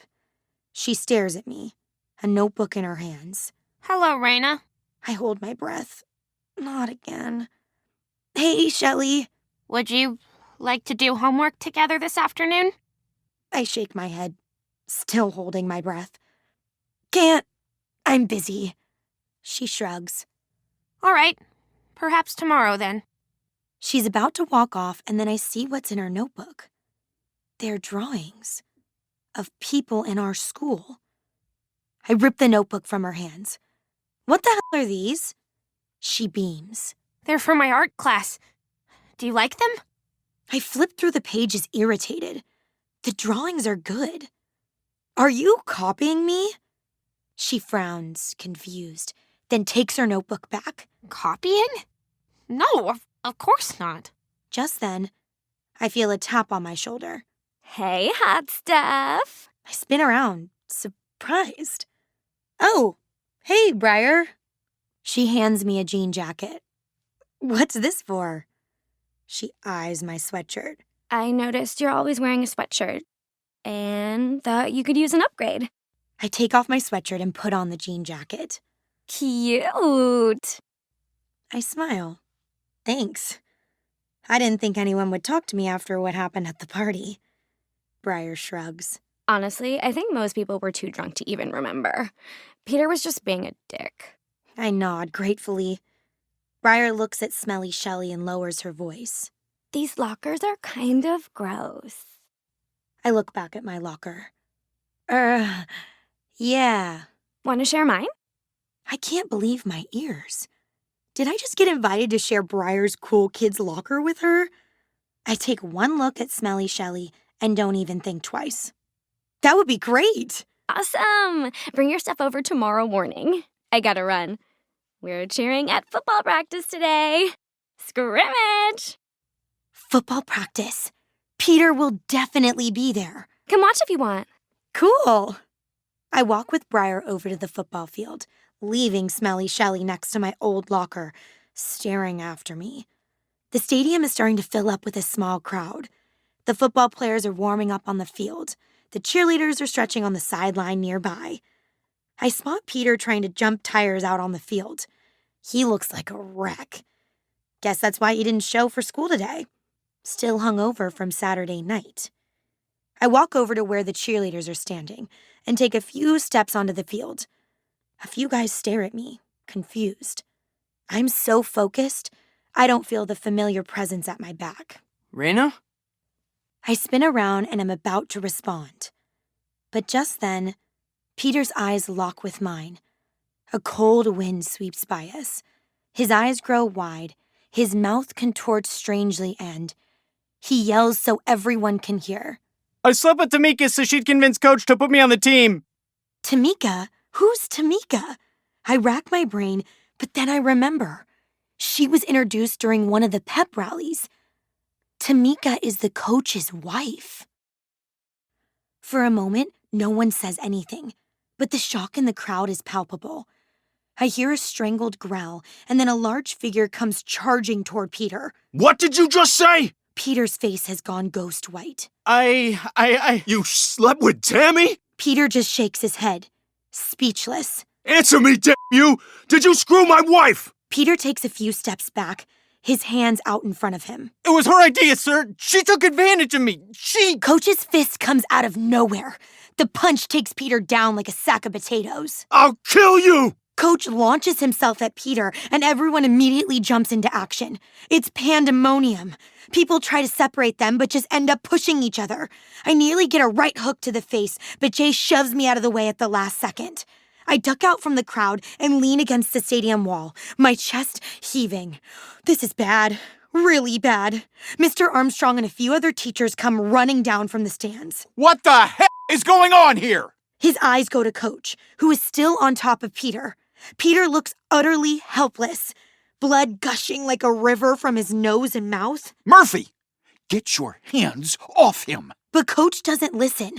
Jay, his face bright red, tries to pull Peter up. He gets a savage elbow to the jaw, but eventually manages to free his friend. I'm calling the police. Someone grab the nurse. Peter, my office now. The rest of you, go home. The scrimmage is canceled. I watch on in horror. So does the rest of the crowd. Well, there goes the football season. All because Powell couldn't keep it in his pants. What a freaking mess. We'll never make it to the championship now. It must be the truth serum. It's real. Are they spiking the athletes' water now? I glance at Jay. He looks crushed. A million feelings assault me at once. Guilt, shock, disgust. Jay slumps down on the ground, his head in his hands. The rest of the team isn't any better. I hear the sirens. Coach is hauled away by a couple of teachers, still throwing punches. Peter is carried off by two teammates to the principal's office, blood dripping from his face. I follow a small crowd of students back into the school building, my whole body shaking. Instinctively, I go back to my locker, open the door, and shut myself inside. I stare at Peter's name with the X through it. A double crosser crossed eliminates. Did X mean elimination? Peter will definitely get expelled from school for this. Coach will get fired, and Jay's chances of winning a championship his senior year eliminated. I bury my head in my hands and sob. Maybe Quinn was right after all. Maybe this locker is cursed. I look up at the glowing names on the wall, take the silver pen out of my pocket, and place it back on the locker floor. I step out of the locker and fill my backpack with all my things, preparing to move into Briar's locker tomorrow. Suddenly, I hear someone behind me. This shit's getting real. I spin around and Quinn steps back. Damn, girl, you don't look so good. She eyes the tears streaming down my face. You all right? I wipe my face and just nod. You want to talk about something? I just shake my head no. Did you hear what happened back there? Yeah. The truth serum's getting stronger. I nod. Just then, Mr. Armstrong's office door opens, and Peter walks out, his head wrapped in bandages. He doesn't make eye contact with anyone. The students in the halls murmur and gape as he walks by. Mr. Armstrong pokes his head out of his office and yells at everyone in the halls. School is dismissed. Go home, or I'll expel you all. I slam my locker door shut, angry at everyone and everything. He's such a jerk. Quinn raises her eyebrows. Mr. A? Oh, he's all right. I think he's just misunderstood. I look at her like she's crazy, but she doesn't notice. We start filing out of the halls with the rest of the students. Quinn whispers in my ear. How quick can you get me a drawing of Peter? I hesitate. I don't know if I want to keep doing these. Why not? We're reporting truth. Maybe some truths are better left unsaid. Girl, you crazy. I'm a journalist. Revealing the truth is my job. But revealing the truth can have unintended consequences. Didn't you see what just happened back there? So, that's the point. Reporting truth is a pillar of our democracy. It's our duty. We step outside of the building. Yeah, I guess. Give me that drawing by tomorrow morning. I sigh, then nod. I watch her as she walks away, and I'm just about to leave when someone else comes around the corner. Jay. He walks over and stands in front of me. I'm sorry about the party and about this morning. There are a million different words on my lips, but when I get a good look at him, I gasp. Oh my God! Your face! I reach up and rub the swelling around his mouth. He winces, but doesn't move away. It's not that bad. You need to put ice on that. It's turning purple. He leans back against the brick wall. It doesn't matter. Nothing does anymore.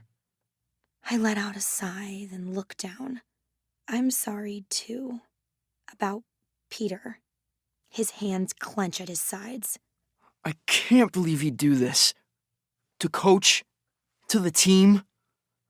I never thought he'd stoop this low. I shake my head. Why'd he do it? Jay sighs. Tamika helps out at our practices, and Coach will do anything she says. Peter bombed at tryouts this summer. He showed up hungover every day. And Coach wasn't happy, but I guess Peter seduced Tamika, and she got Coach to change his mind. I shake my head, disgusted. And any regret I had melts away. I don't feel bad for Peter. I feel bad for Coach and the team. And Jay. Ugh. He looks utterly defeated. I reach out and put a hand on his arm. Are you okay? He laughs without humor. No, I'm really not. And now I've got an interrogation from my dad to look forward to. Tell him you're not in the mood. Tell him... When it comes to him, it doesn't matter how I feel. It never has. My heart twists painfully. That can't be true. He runs his hands over his face. It is, though. Ever since Mom died, it's like I just can't do anything right. Nothing I do is good enough for him. I try to be a perfect student, a perfect football player, but somehow I still disappoint him. Jay. The only thing he approves of is... Is what? Jay sighs. Summer. Being with a girl like Summer is the only thing I'm doing right in his eyes. I digest his words, and I'm suddenly angry. For him? At him? So that's why you stay with her? He doesn't say anything. He just turns to me, his eyes full of sadness. And then the truth hits me like a ton of bricks. He'll never break up with Summer. He may want to, but he won't. Not when it's the only thing his father approves of. Crushing sadness envelops me, tightening my throat. I better go talk to him. I'll see you, Raina. I feel awful. So I just nod and grab my backpack. When I do, the folded piece of paper falls from the front pocket. To my surprise, he gestures to it. You got my note. I pick it up from the floor. This is from you? He nods sadly. You asked me a question this morning. Figured you deserve an answer. I watch him walk away. My mind going over our conversation from this morning. What question did I ask him? And then I remember. Did you want to kiss me? I look down at the paper. Yes. I'm stunned. He wanted to kiss me. I should feel happy, but what does it really matter? It doesn't change anything. It just makes everything hurt more. Would I have been better off not knowing the truth at all? I contemplate this as I head to the parking lot. It's empty. The cops and students gone. I decide to take the long way home. I need to think. I pass by a black SUV and I almost walk by, but something stops me in my tracks. It's Summer. She's straddling someone in the front seat, her lips locked to his. I'm confused. I just saw Jay walk back into the school building. How'd he get back here so fast? But then I take a closer look. Holy sh**. That's not Jay. It's Marcus.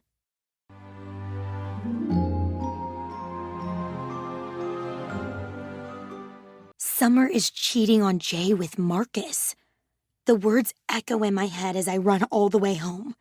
When I get to my pool house, I slam the door and start pacing. How could they do this to him? His girlfriend and his best friend? My lips twist in absolute disgust. It's despicable, unforgivable. If this got out, it would... Wait a second. My steps come to an abrupt halt. This could be the moment I've been waiting for. The secret that'll destroy Summer once and for all. This must be what Briar was talking about. When she said Summer treats Jay like dirt. If Jay finds out about this, he'll definitely break up with her. Not even his dad could blame him for that. And even though Summer is popular at this school, if people find out she betrayed the star quarterback, they'll turn on her in an instant. It's perfect. I can't wait to see the shame on Marcus's face, the mortification on Summer's. And then Jay will... Oh, no. Jay. My shoulders visibly sag. This is going to hurt him. Really hurt him. Regardless of how he feels about Summer, this will no doubt break his heart. Can I really do this to him? In front of everyone? I groan and flop on the couch. My conscience is screaming at me. He needs to know the truth. I'm sure about that. But is using the locker the best way to go about it? Or should I do the right thing? The thing that a friend would do? I blow out a disappointed breath. The next day, I sit on my steps waiting for Jay. A gust of cold wind blows by me. I shiver and wrap my parka around my chest. I went back and forth all night. But in the end, I knew I couldn't go through with it. I love Jay. I don't want to needlessly hurt him any more than I already have. It's better if he hears this news from me. I stand up when I hear his door open. He looks my way and we both wave. I watch him as he walks toward me. He looks miserable. No doubt still upset over what happened with Peter. I hate that I'm going to add to his misery, but it can't be helped. Hey. Hey. I need to talk to you. He shoves his hands in his pockets, his eyes guarded. What's up? I take in a deep breath, trying to settle my nerves. Just then, my mom pokes her head out our front door. Hi, Jay. Jay's face lightens. Hi, Mrs. Sen. Would you like some hot chapatis? You always loved my chapatis when you were a kid. Jay smiles at my mom, but shakes his head. Oh, I would love to, Mrs. Sen, but I have to get to school. Oh, no problem. She hands him a brown paper bag. I packed them for you to take. Wow, thanks, Mrs. Sen. I roll my eyes and pull Jay away as he takes the brown bag. We're late, Mom. See you after school. She waves after us. We walk a few steps down my lawn in silence. He opens the bag, unwraps the chapati, and takes a bite. It seems to perk him up. Delicious, as always. I brace myself. It's now or never, Raina. I stop Jay. He looks at me. What's up? So, yesterday when I was leaving school, I saw something. Jay raises his eyebrows. What? I close my eyes and then just say it. God, this sucks. He's going to be so upset. It was Summer and Marcus. They were in his car, and they were hooking up. He blinks once, twice as my words settle in, and then his face transforms, filling with something I did not expect to see. Pity. He sighs. I shouldn't have given you that note yesterday. Huh? What does that have to do with this? Rena, I know you hate Summer, and I know you hate that we're together. But making up lies so we break up isn't cool.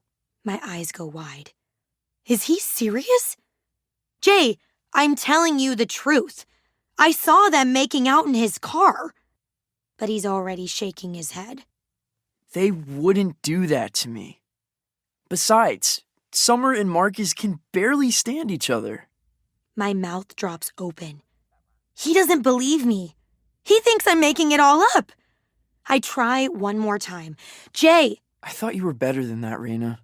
He gives me a look full of disappointment, then walks away, leaving me standing there like some sort of pathetic, lovesick fool, instead of the good friend I was trying to be.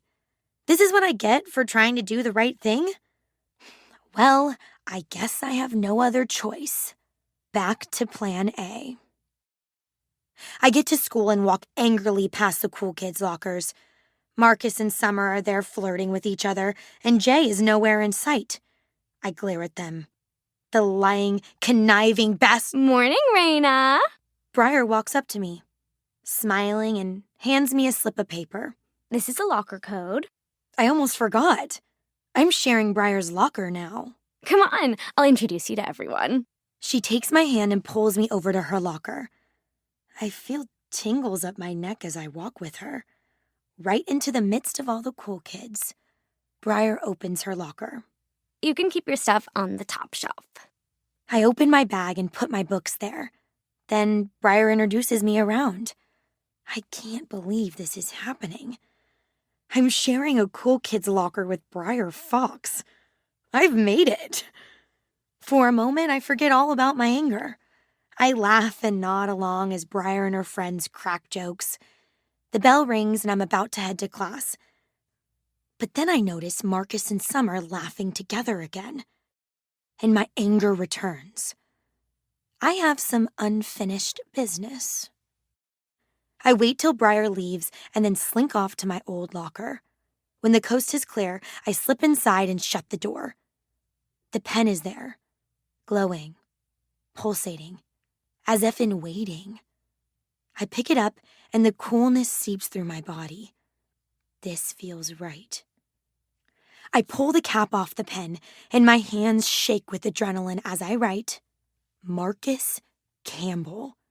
Then I enclose his name in a heart. I jump out of my locker and shut the door. I glance over at the cool kids' lockers, but Marcus has already left for class. Damn. The late bell rings. The halls grow empty and quiet, and I stand there thinking. I don't know what class Marcus has. Summer either, for that matter. But I know they need to be together for this one. Jay too. How can I make that happen? I rack my brain, looking up and down the empty hallway, and then my eyes zero in on something red and shiny on the wall. The fire alarm. And loudly rings a bell throughout the halls. It doesn't say which bell, it just says a bell. I wonder if the fire alarm would work. But I couldn't do that. Could I? I think of my conversation with Jay this morning, how he blew me off when I was just trying to help, and all of my hesitation melts away. It's like he's left me with no choice. So I step forward and do something I never thought I'd ever do. I pull the fire alarm. The blaring starts immediately, and after a few seconds, students start to file out of the classrooms. I stand there, pen in hand, power coursing through my veins. It's thrilling. I see Quinn up ahead, dressed in cut-off jeans and a tank top. She walks toward me, her eyebrows arched. Are you sick or something? She eyes my parka. I shrug and pull the parka closer. They keep it so cold in here. She looks at me funny. You have the drawing of Peter? Shh.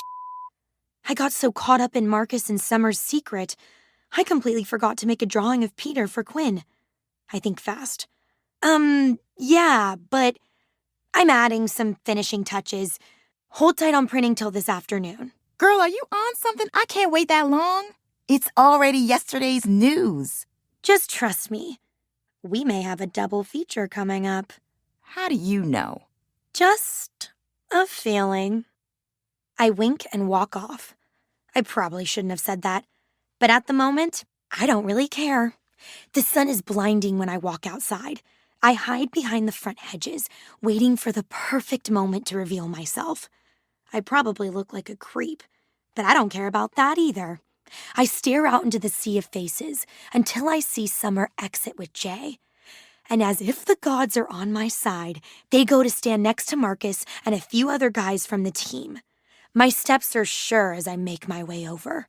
The guilt I felt yesterday is gone. Summer sees me first, and her face curls with annoyance. Jay sees me too, and I watch as his eyes turn wary. I give him a look, and then I stare pointedly at Marcus.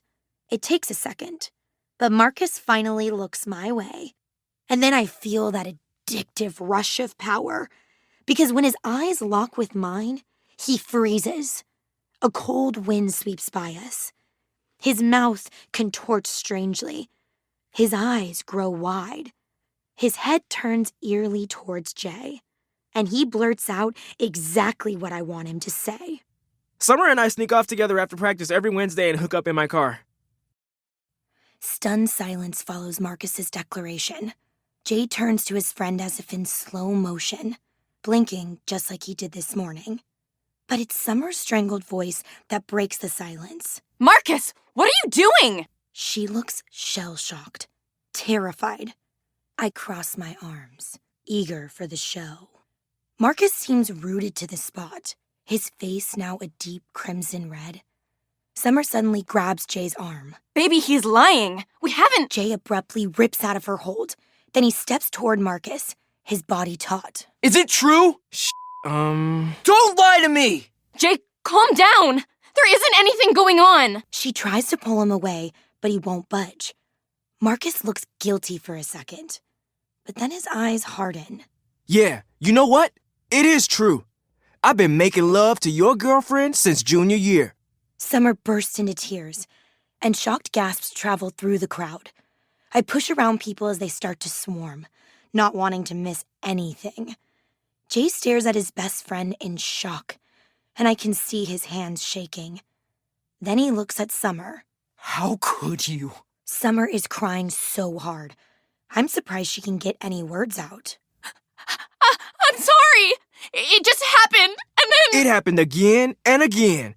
Maybe it wouldn't have if you gave a shit about her. Jay instantly lunges for him, but Marcus leaps away. I love her. He looks at Summer. And I don't care anymore who knows it. Quick as lightning, Jay grabs for his throat. This time, Marcus doesn't back away. And then the two are nothing but a blur of limbs. Summer starts screaming, and a few of their friends try to pull the two boys apart. But it's no use. Mr. Armstrong suddenly comes barreling through the crowd. When he sees his son on the ground, his face turns purple. J. Matthew Armstrong! Get a hold of yourself! Jay pauses at the sound of his father's voice, but then throws another punch at Marcus anyway. His father manages to catch his arm and then yanks him up and away. He leans down into his son's face. I've never been more ashamed in my life! Jay just glowers at him, his chest heaving. And when Mr. Armstrong goes to pull Marcus up, Jay turns to Summer. Baby, let me explain. There's nothing to explain. You're screwing my best friend. Summer sobs loudly. I'm sorry. I was just lonely. You never pay attention to me and... So this is my fault? You're seriously gonna blame this on me? His voice is louder than I've ever heard it. Summer jumps at the intensity of it. Jay meets my gaze once, then turns back to her, saying the words I've been waiting years to hear. We're done, Summer. Her face crumples and her cries start up again. She looks pitiful. I look around and everyone is staring at her with disgust. I soak it in. Summer Hart has fallen. Quinn covers the events in the next day's paper. Quinn's Corner, September 2nd, 1996. A clue in the case, truth serum targets jocks. Sex, lies, and cheats, oh my. We still don't know who is behind the truth serum, but with the latest spate of confessions, one thing has become clear. Whoever it is has it out for all the cheerleaders and football players. Who could it be?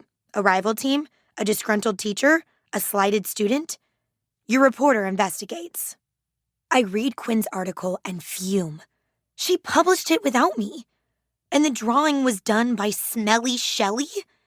It shows the cheerleaders and football players getting wild and crazy on the field, like an old Bacchanalia painting of Roman gods.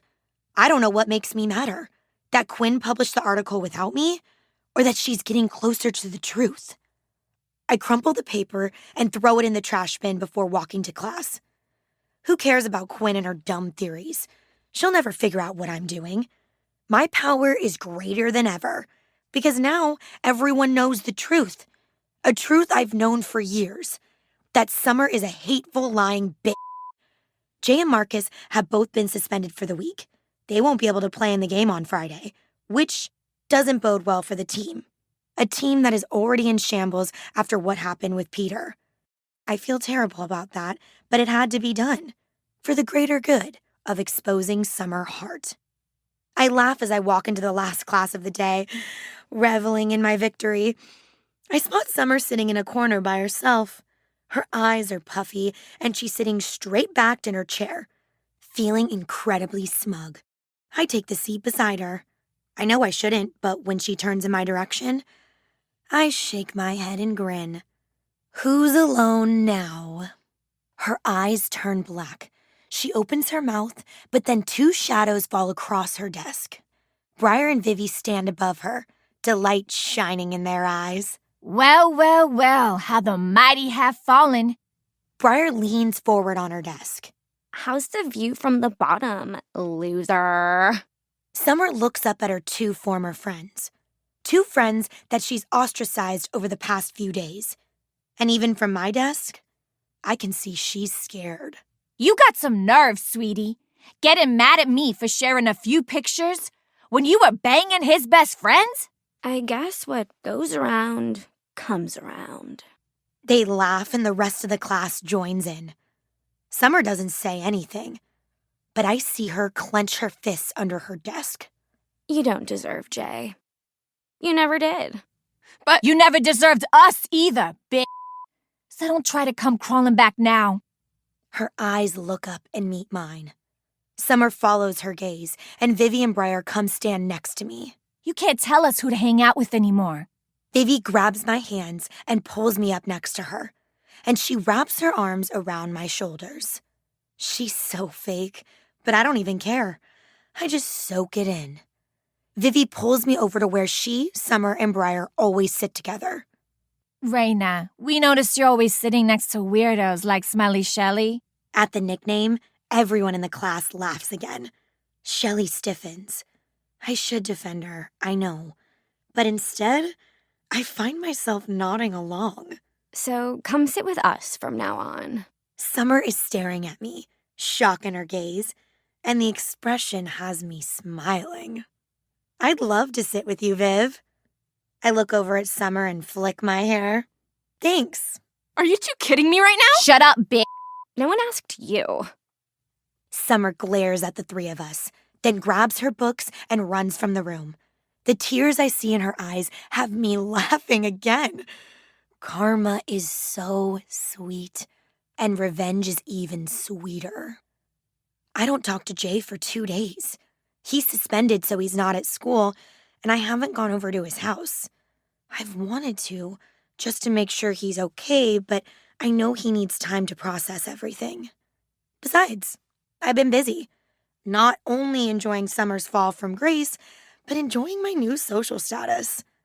Everyone says hello now, talks to me in classes. It's like I'm a new person with a new locker. If I could only have Jay, everything would be perfect. That Thursday, I'm in my pool house. I look at Jay's yard from the window, noticing his dad leave with the big bag. I wonder where he goes all the time. Should I go over there and... I feel like I'm always apologizing to you. I spin and see Jay's head poking through my window. Jay, come in. He hops down. He's wearing old sweatpants and a faded t-shirt. When our eyes meet, my heart starts to pound.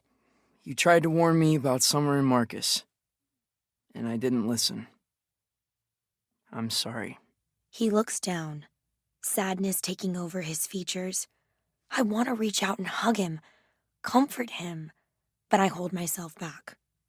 It's okay. Unless I'd seen it with my own eyes, I wouldn't have believed it either. He runs his hands through his already messy hair. They have been lying to me for a year. They made a fool out of me.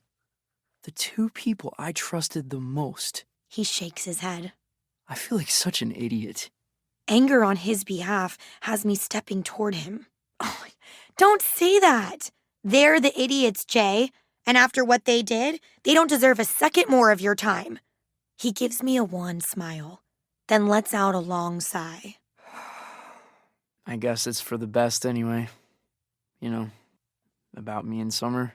My heart thumps. Yeah? He takes a step closer to me, his eyes focused on mine. Yeah, because she was right. I was a boyfriend. I should have broken up with her a long time ago.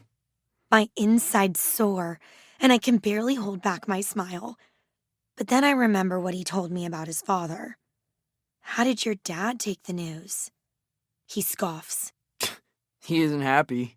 Thinks I should forgive her. Are you kidding me? Wish I was. But I'm done bending to his wishes, killing myself to meet his expectations. Summer and I are over, and we're never getting back together. This time, I do smile. Good, because you deserve better. He looks me in the eyes. Yeah, I do, don't I? I bite my lip and nod. His gaze is drawn to my mouth. Just then, the pool house door opens. Oh, hello, Jay. Jay and I jump apart. My mom bustles in with a plate of snacks. Are you and Raina studying together tonight? I blush. Yeah. We have a lot of homework for science class. I look at Jay, and he nods, playing along. He pulls a notebook out of his back pocket. Yep, lots of homework. Good, good. I'm glad you're both working hard. My mom puts the plate down and bustles out. Just tell me if you need more snacks. Thanks, Mrs. Sin. When my mom leaves, we both laugh. Jay's voice drops to a whisper. Does she know about what happened between us? He gestures to the couch. Here? I blush.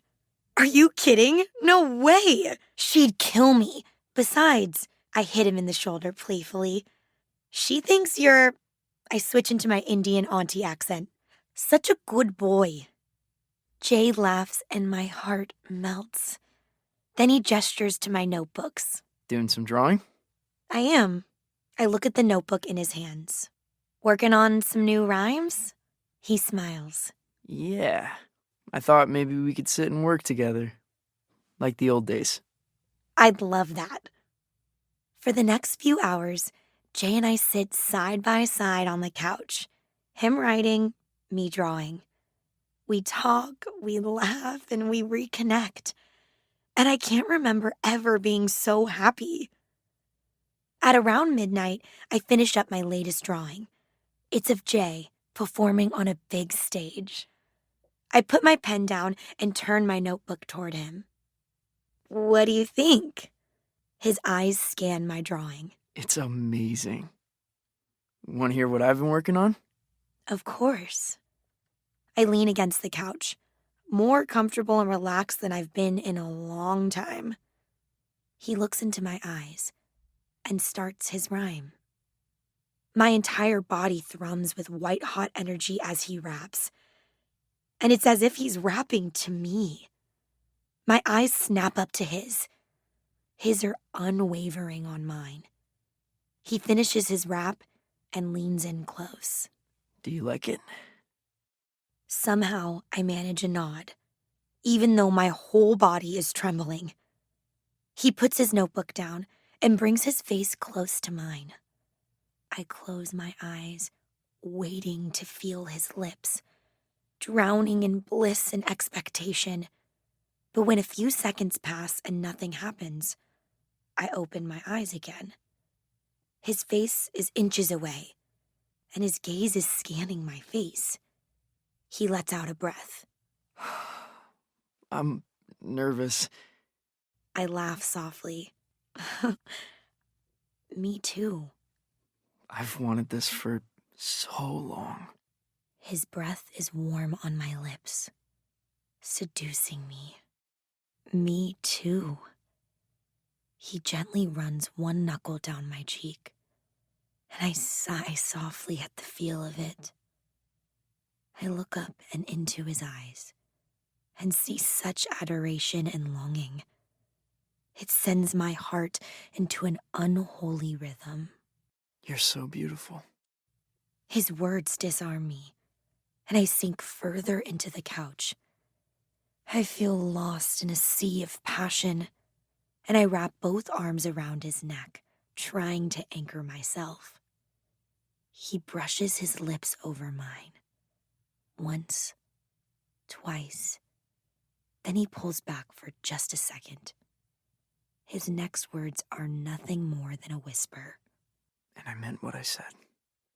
I think about that night all the time. Memories heat the air between us. As if on cue, we both move forward. And then his lips are finally on mine.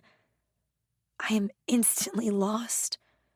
Lost in red-hot passion and a lust so strong, I whimper at the intensity. Our mouths move in perfect unison. It's not a slow or gentle kiss. It's fast, hard, and desperate. Like a pent-up dam releasing after years and years. I can't get enough of him. Our hands are everywhere. But just when things start to really heat up, the pool door slams open. What is the meaning of this? Jay and I scramble off each other. Dad? What are you doing here? I take deep breaths, trying to calm down. After a kiss like that, it isn't easy. I could ask you the same question. I run my hands through my hair and look to the doorway. Jay's father is standing there like a menacing dictator. His face a hard mask of disapproval. He looks at me with disdain, and I instantly feel like scum. Does your mother know what's going on here? I whimper but don't respond. Jay adjusts his shirt, then stands up. I thought you weren't coming home until tomorrow. My plans changed, and good thing they did. Because you're supposed to be in your room thinking about what you've done. Jay's fists clench at his sides. What's there to think about? Marcus deserved what he got, and I don't regret it. Mr. Armstrong's upper lip curls, and then he looks at me. Jay just broke up with his girlfriend of 3 years. You don't waste time, do you? The room grows icy cold, and Jay's face grows red. Don't talk to Raina that way. I wrap my arms around my stomach, torn on what to do. I want to defend myself, but something tells me I should let Jay handle this. Mr. Armstrong gestures out the door. Let's go. No, I'm staying here. Now, Jay.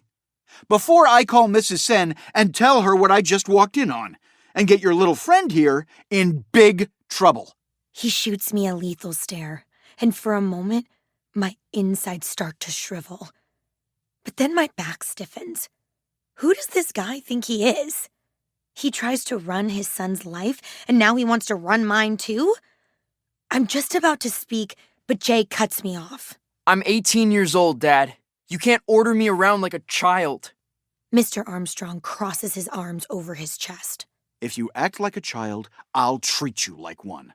Your behavior lately has been shameful. Jay throws his hands in the air. You're always ashamed of me. No matter how I act, I can never do anything right. Jay. But you know what? I'm not even gonna try to please you anymore. I give up. Mr. Armstrong looks like a live wire, and his eyes narrow with disdain. I've had enough of this temper tantrum.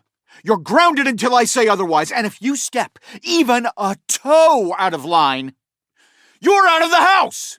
Jay and I both jump with shock. I turn to Jay, and my heart breaks in two when I see tears in his eyes. I turn my hard gaze on Mr. Armstrong, hating him more than I've ever hated anyone. How dare he do this to Jay after everything he's going through? Jay shoots me an apologetic look, then storms out of the pool house. I go to chase him, but Mr. Armstrong moves to block the doorway. I look up and meet his angry glare with one of my own. Please, I just want to make sure he's okay. He's none of your concern. Now, Why do you hate me so much? I don't mean to blurt the question out, but it's something I've always wondered. After a moment, his eyes narrow. You're a distraction. You always have been. Jay needs to be focusing on school and athletics, not spending hours in this pool house writing nonsense. I thought he was over all that, but apparently not. His words enrage me. Have you even read his poetry? Do you know how talented he is? Why won't you let him be himself? He slashes a hand through the air, interrupting me. Stay away from my son, Ms. Sen. I won't tell you again. He walks out and slams the door. I put my head in my hands, a million emotions swirling in my stomach. Who does he think he is? If only there was something I could do, something to really show Mr. Armstrong.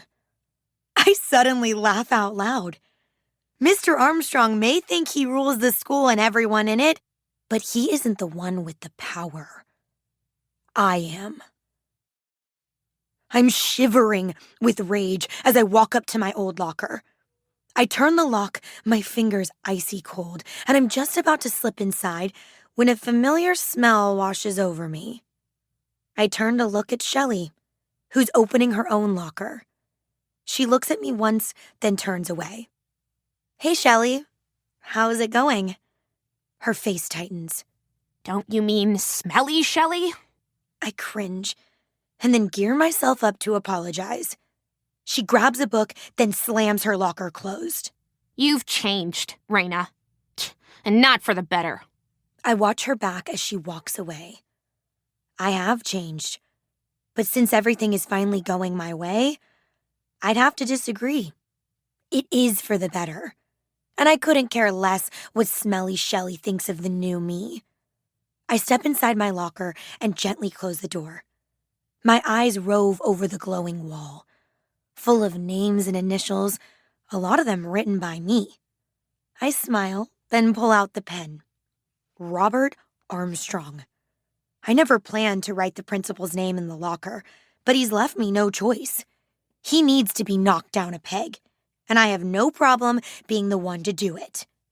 I have no idea what secrets he may be hiding, but it will all work out. It always does.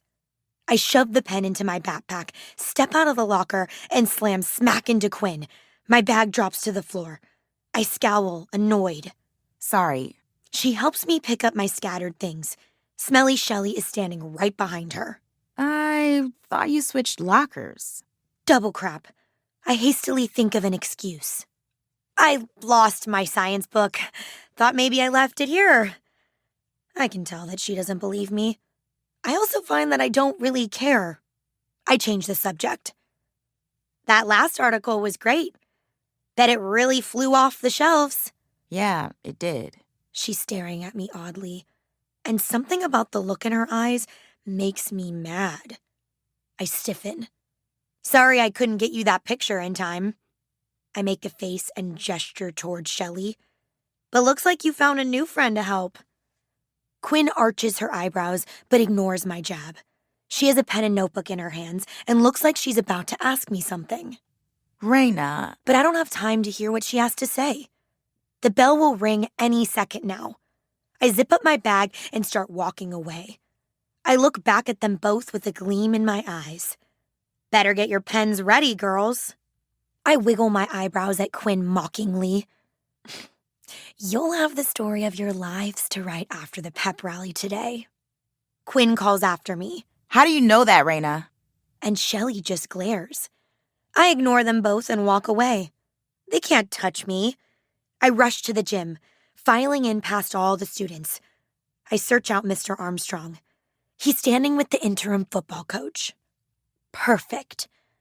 I head to the bleachers looking for Jay. I spot him sitting on the bottom row with a few members of the team. I want to be near him when this reveal goes down. He may need me. I make my way over and I see him looking left and right as if searching the crowd for someone.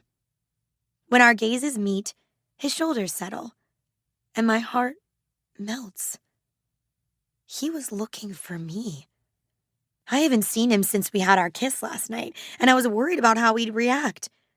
But seeing his face light up makes everything I've done to get to this moment worth it. I head to the bleacher behind him and lean over. Hey, you. Hey, yourself. He turns his body and just gazes into my eyes for a second. I'm sorry about yesterday. Don't be. Are you busy later? Busy with you. He grins ear to ear and then leans up to press a quick kiss to my forehead. He turns back to his teammates and I suddenly hear a whistle. I look over and see Briar and Vivi approaching. Hey, girl. Mind if we sit? Of course. They squeeze in beside me and I can't help but preen a bit. This is way better than sitting all the way up top with smelly Shelly. The pep rally starts a few minutes later, and I see Mr. Armstrong getting ready to give the opening speech. Now is the moment. But how am I going to get him to look at me? I stand up in my seat, but I still can't get his attention. Raina? What are you doing? I catch eyes with Quinn as she walks into the gym with Shelly. I ignore her too. I put my hands around my mouth, then shout as loud as I can, interrupting Mr. Armstrong's speech. Woo! Go Tigers! He looks my way. Finally! I cross my arms and smile at him, letting him know I've won. His eyes grow wide as they lock with mine. He freezes. A cold wind howls through the gym. His mouth contorts strangely, and then... I dress up like Dolly Parton at night and perform at bars.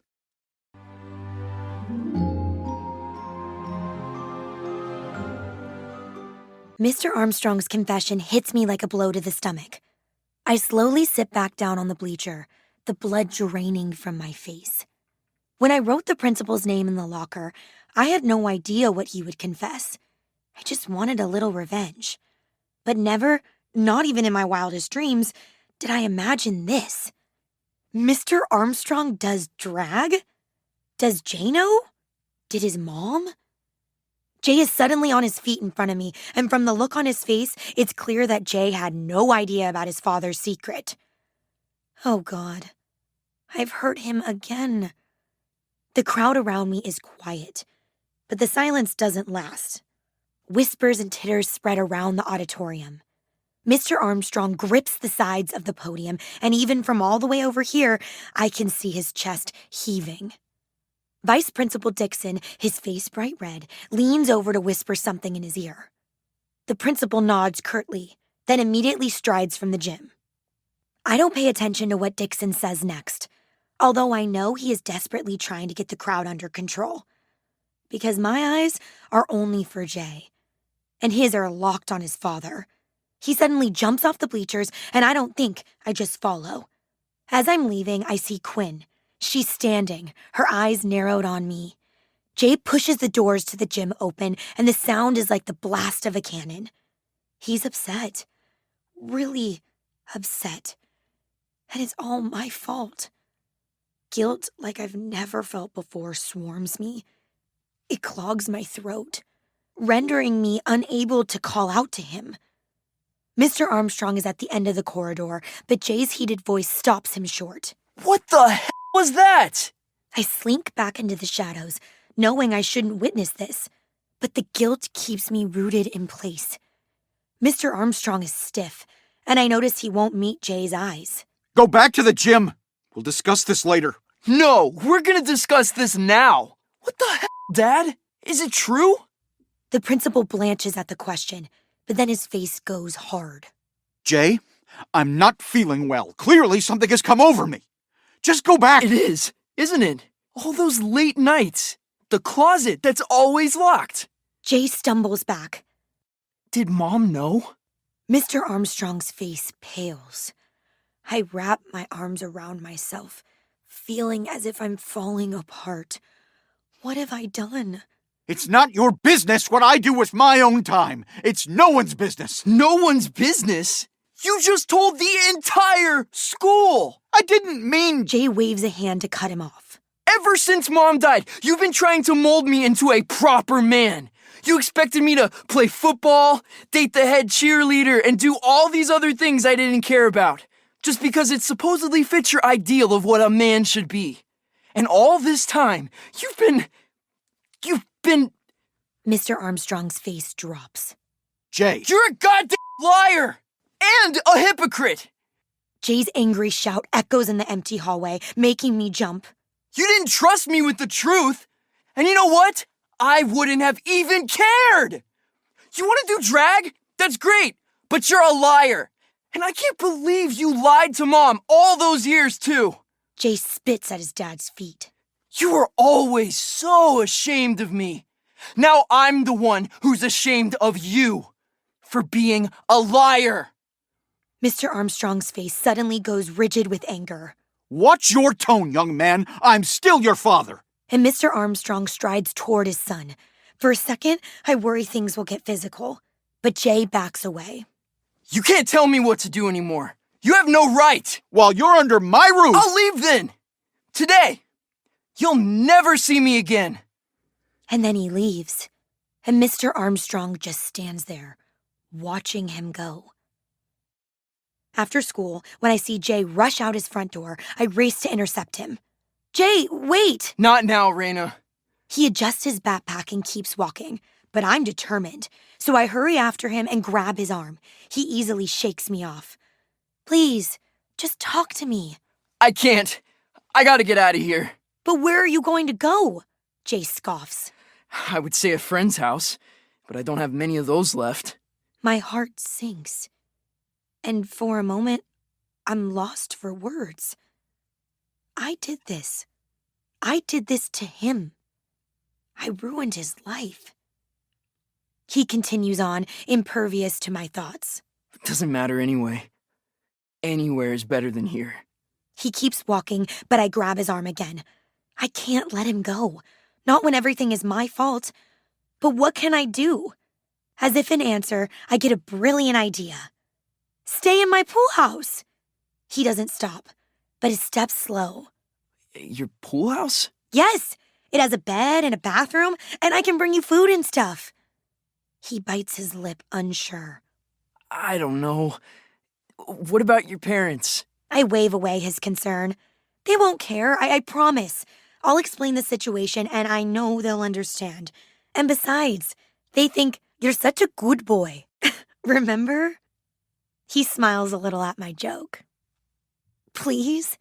It's the least I can do. If he only knew how true that was. He turns to me, blows out a breath, then nods once.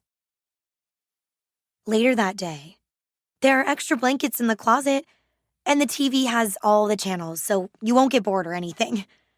He nods, but doesn't respond. The door opens, and my mom wheels in a small fridge full of food. Make yourself comfortable, sweetie. Jay looks up sadly, but manages a smile for my mom. He nods. Thanks, Mrs. Sin. She gives him a hug and leaves. We stand there in silence. He looks miserable. I rock back and forth on my feet, wishing I could do more. But I sense he needs to be alone. So even though I don't want to, I start backing away. I guess that's it. If you need anything, you know where to find me. But just as I go to turn away, he grabs my hand. His thumb rubs the inside of my palm. Your hands are freezing. He takes both my hands and both of his and rubs them, sending a bolt of warmth up my arms. He looks up at me, his gaze traveling across my face. I smile at him. Thanks. Thank you for being there for me. You're all I have left.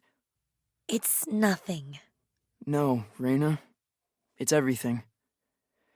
The past 2 weeks have been the worst of my life. I've lost my friends, my girlfriend, my father. He entwines our fingers. But I found you again. I melt at his words. Jay. And I don't even deserve you. After how I treated you the past 3 years. You should want nothing to do with me. But instead, here you are, helping me, when no one else will. Because I love you. I don't say the words, of course. Everyone else has lied to me. Everyone but you. You're the only person I trust. Guilt tries to work its way back in, but I forcefully shut it out. It's easy to do when his eyes suddenly heat with passion. And you're the only person I want. I feel a gentle tug on my hand, and next thing I know, I'm beside him on the couch. Please tell me you want this too. That you want us. My insides explode with joy, with relief, and sheer happiness. Of course I want you. But you just broke up with Summer. He nods, understanding. I know. And despite what she did to me, I don't want to hurt her. But I don't want to wait either. For now, we can keep things between us. It's what I've always wanted, to be with Jay, and I'm powerless to say no. All right, it can be our secret. He gives me a lopsided smile, then sits back. Well, good night then. I move forward and kiss him, full on the lips. He wasn't expecting it, but he responds instantly. And then I lay back on the couch, reveling in the feel of him settling over me.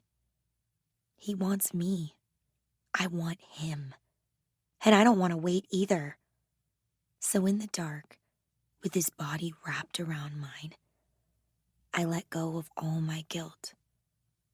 I don't think about the locker, the pen, or anyone's secrets. I just think about him and me. And it's perfect. Hey, you. Hey yourself.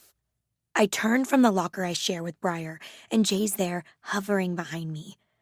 I grin up at him, a secret smile, and he smiles back. You look great in that dress. I beam. I'm wearing a dress I borrowed from Briar and high heels. And for the first time in my life, I feel beautiful. My insides are glowing with warmth. Thanks.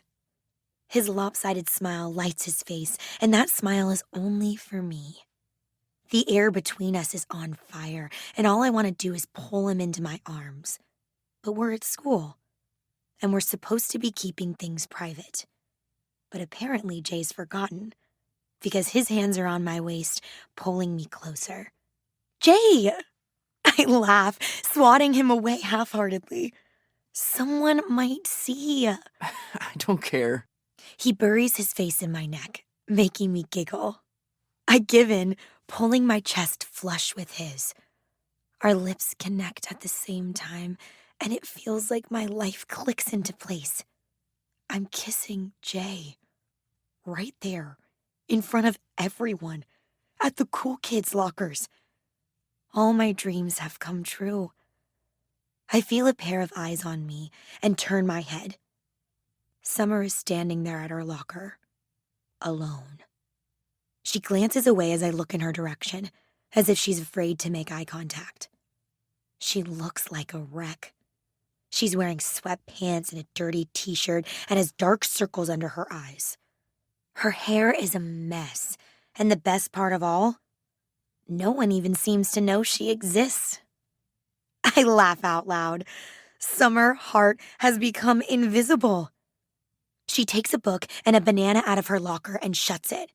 She stands there leaning against her locker, all alone. She peels the banana slowly and takes a bite, and then starts to skulk away. I don't know what possesses me in that moment, but as cold power courses through my veins, I call out her name. Hey, Summer. She freezes and turns around. Jay pulls on my hand as I move toward her. What are you doing? I walk up to her in my heels, smiling sweetly. Jay follows along reluctantly.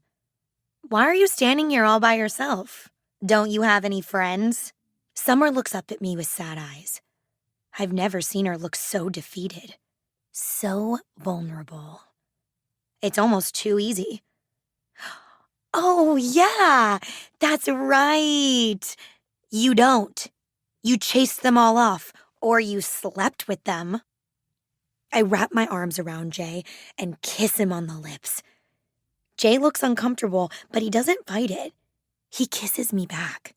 Summer doesn't respond. She just flicks her hair, turns around, and walks away. I laugh. God, that felt good. I've waited years to put her in her place. Jay pulls me away. Come on, let's go. I start walking backward, still staring at Summer and laughing with glee, when suddenly, whack! My heel catches on something, and I trip on myself, falling flat on my face. Jay helps me up. Are you okay? I brush off my dress. My heel is broken, and I banged my forehead against the lockers. But I'm fine. Yeah, I'm okay. Until I see what I slipped on. I bend down to pick it up. It's a banana peel, and on the back is a note in Summer's handwriting. Enjoy my sloppy seconds. Ugh! I scream. That bitch! Jay holds me back. Let it go! I try to wriggle loose from Jay, but he won't let me out of his grasp. Calm down, Raina. She'll never learn, Jay, no matter what I do. What are you talking about? Just then, a cold wind sweeps by me, and it makes me calm. I take a deep breath and stop struggling. Jay lets me go. Sorry, I shouldn't let her get to me like that.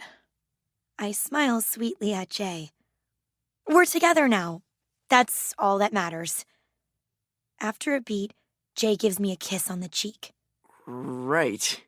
He turns and starts to walk toward class, my hand in his. But I suddenly pull back. What's wrong? I, forgot something in my old locker. I arch up on my toes and kiss him on the lips.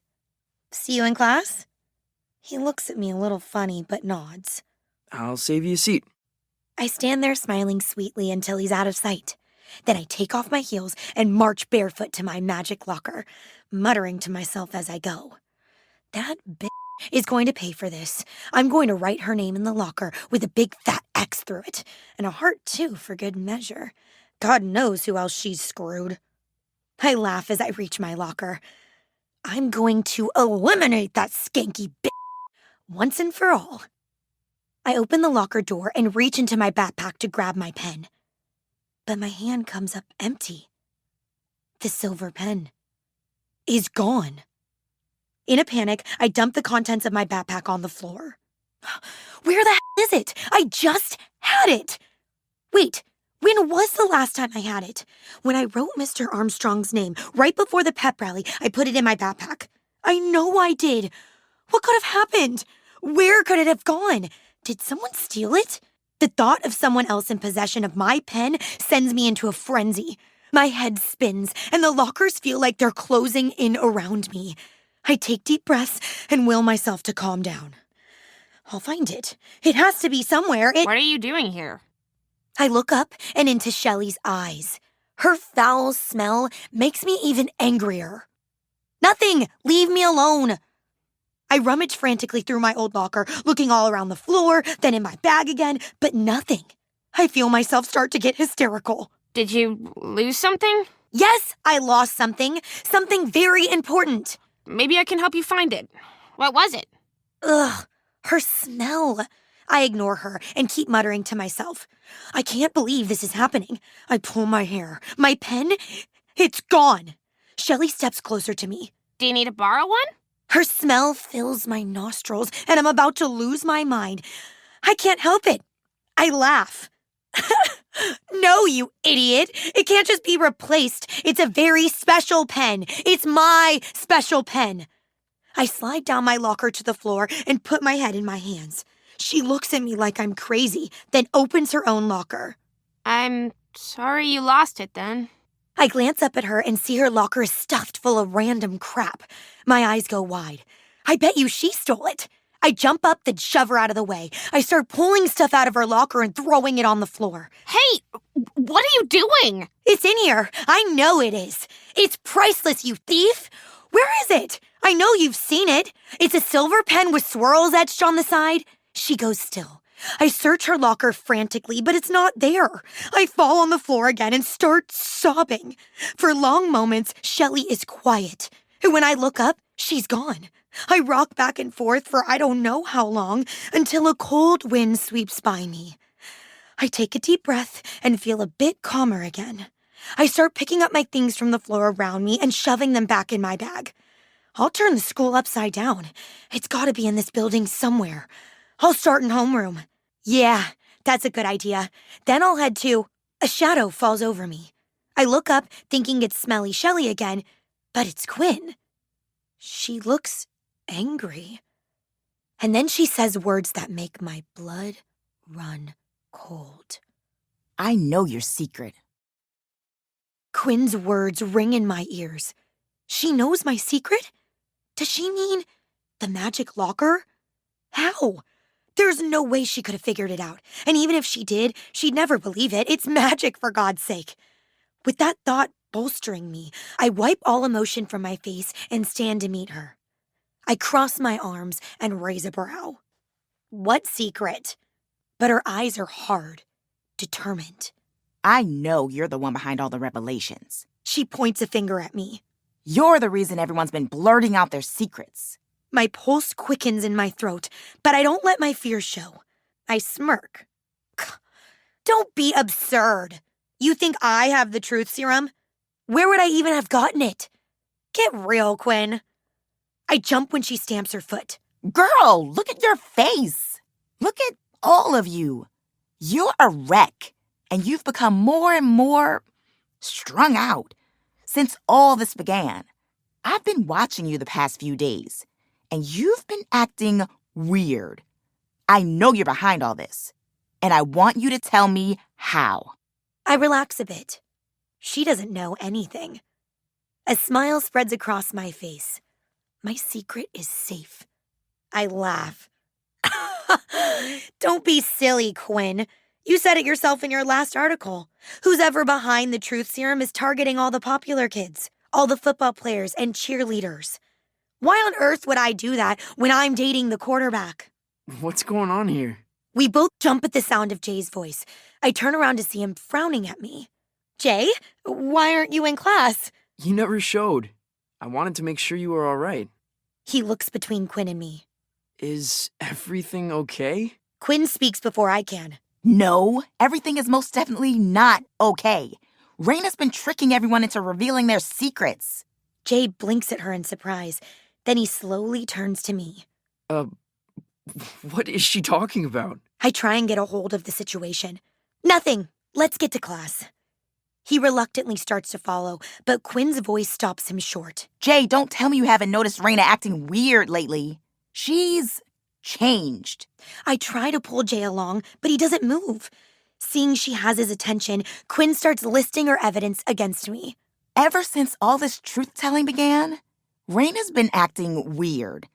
And I know for a fact she's been near each victim, every time a secret was revealed. And she even predicted a couple before they happened. Do you even hear yourself right now? You sound insane. But Quinn can't be stopped.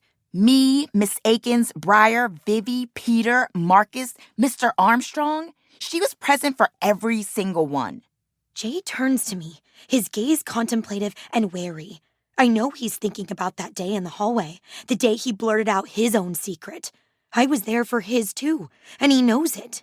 But how would she be doing it? It doesn't make sense. Exactly.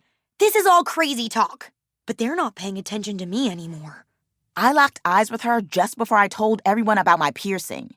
And did you see how she jumped to get your dad's attention? It's like she wanted him to look at her. Jay starts nodding. It happened to me too. I locked eyes with her, and then the words just came out. Like I had no control over them. It was so weird. That's exactly what I felt. I'm telling you, Jay, she's behind this somehow. I appeal to Jay, my voice desperate.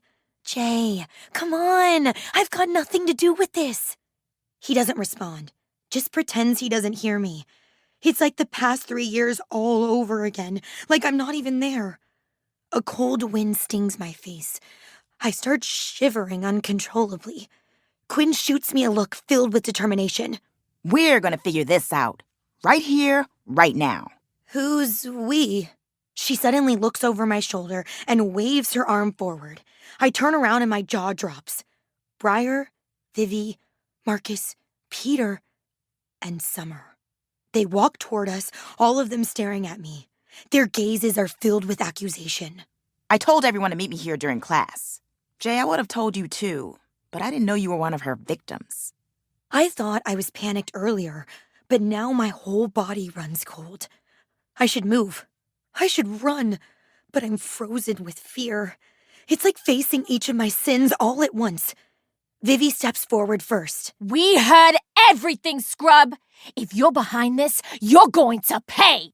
Briar joins her, her eyes narrowed with hatred. How'd you do it, Raina? Did you drug us or something? Peter and Marcus don't say anything, but their anger is palpable, rolling off them in waves. Everyone suddenly starts talking at once. About how they locked eyes with me right beforehand. About how they lost control. About how their secrets tumbled out unbidden. Their voices grow louder, more fervent, until I can't even hear myself think. I have to do something. I have to stop this. You've all gone nuts! Do you even hear yourselves? Yeah, I was there, so what? So were a lot of other people. You can't... But just then, a bell rings through the halls. I freeze. We all stare at each other for a second, wondering why it'd be going off during class. But then there's a sound from behind me, and my locker door swings open. Shelly comes out, looking stricken. I gasp when I see what's in her hand. It's my pen. And then I meet her gaze. My eyes grow wide as they lock with hers.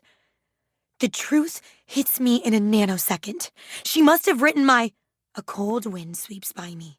My mouth contorts out of my control, and I hear myself start to speak. I wrote each of your names in my magic locker so you would reveal your secrets to the entire school. I slap a hand over my mouth as if I can somehow shove the words back inside. But it's too late. My secret is out. A million feelings rush through me at once, because now I know how it feels to be forced to say something you didn't want to say. And it doesn't feel good. Shelly walks toward me on wobbly legs, holding the pen in front of her face. It worked. It actually worked. The locker wall. This pen, all your names, they're written in her locker. And they're glowing. For a moment, no one says anything. They're torn between staring at me, still stunned at what I said, and at Shelly, who looks like she's seen a ghost. Quinn's expression is full of skepticism when she steps forward.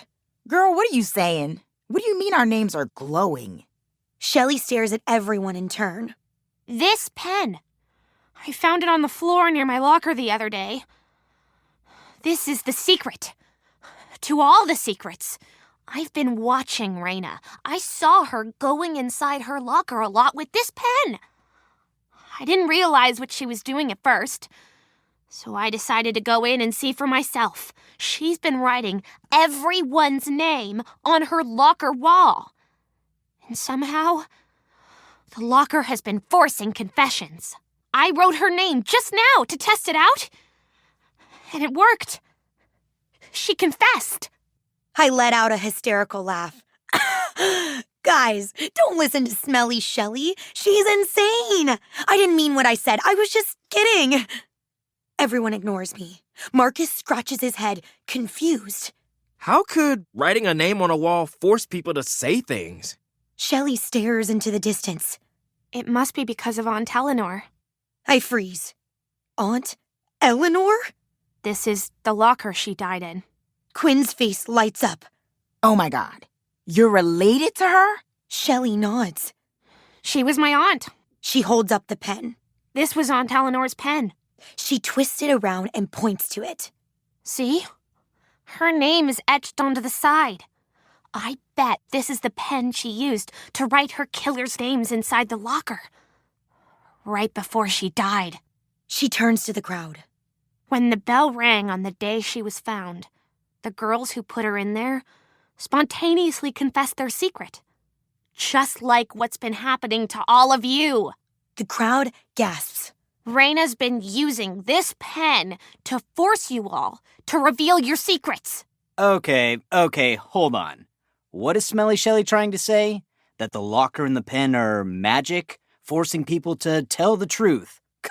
I'm sorry, but that's bullshit. That's what I've been trying to say. Shelly crosses her arms. See for yourselves. The locker is literally glowing. And all your names are there. Shelly points at me. It's like a scene from a horror movie playing out in front of my eyes. I can only stand there and watch as one by one everyone goes into my locker. I want to stop them. I want to run away and pretend this isn't happening, but I can't. There's nothing I can do. Everything is crashing down around me, and I can't stop it. Some gasp when they see the glowing names. Vivi scowls at the heart around hers. Others shriek in horror and disbelief. But Jay, he says nothing. When he steps out of my locker, his face is shuttered, etched with a mix of betrayal and disgust at me, for me. And I know I've lost him. There's a sense of incredulity in the air. Theories fly back and forth as if no one can believe what they're seeing, but the truth is literally written on the wall. And then all at once, they turn to me. And I shrink in on myself. Everyone starts shouting at once. You humiliated me, Raina! You destroyed my friendship with Summer! You ruined my life! What Summer and I did was none of your business. I jump as each of them shout at me. I try to find a friendly face, but Quinn and Shelly are both glaring. And Jay's back is to me, as if he can't even get himself to look in my direction. My head spins as all the people I've outed over the past few weeks close in on me. They pick me up, shove me into my old locker, and shut me inside. I look up to see all the names I've written glowing harshly down at me. The glow chills my bones, and I shiver. I jiggle the latch, but it won't open. I bang on the door. Let me out! Silence. I bang harder and start to scream at the top of my lungs. It's not true! It wasn't me! Let me out, please! I didn't do anything! I start to sob. I didn't do anything wrong. I bang harder. Let me out of here! And then I grow angry. You all deserved it! You're evil! All of you! I hate you all! I start shoving my body against the locker door. Let me out of here, or I will destroy you all! Then all of a sudden, wham! The locker door swings open, and I spill out into the hallway. I look up to see who rescued me, and my entire body goes ice cold. It's Mr. Armstrong. In my office. Now.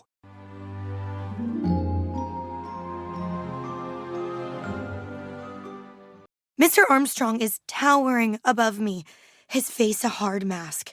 He turns his angry gaze to the crowd surrounding me. I'll deal with the rest of you later. Get to class. You're all truant. Everyone cringes. Then one by one they slink away, glaring at me as they leave. The principal's jaw is tense and his left eye twitches. How much did you hear? Every word. My stomach sinks like a stone. This is bad. Let's go. I follow Mr. Armstrong into his office, shut the door behind me, and sit down. He doesn't say anything at first. He just stares at me. I squirm under his gaze.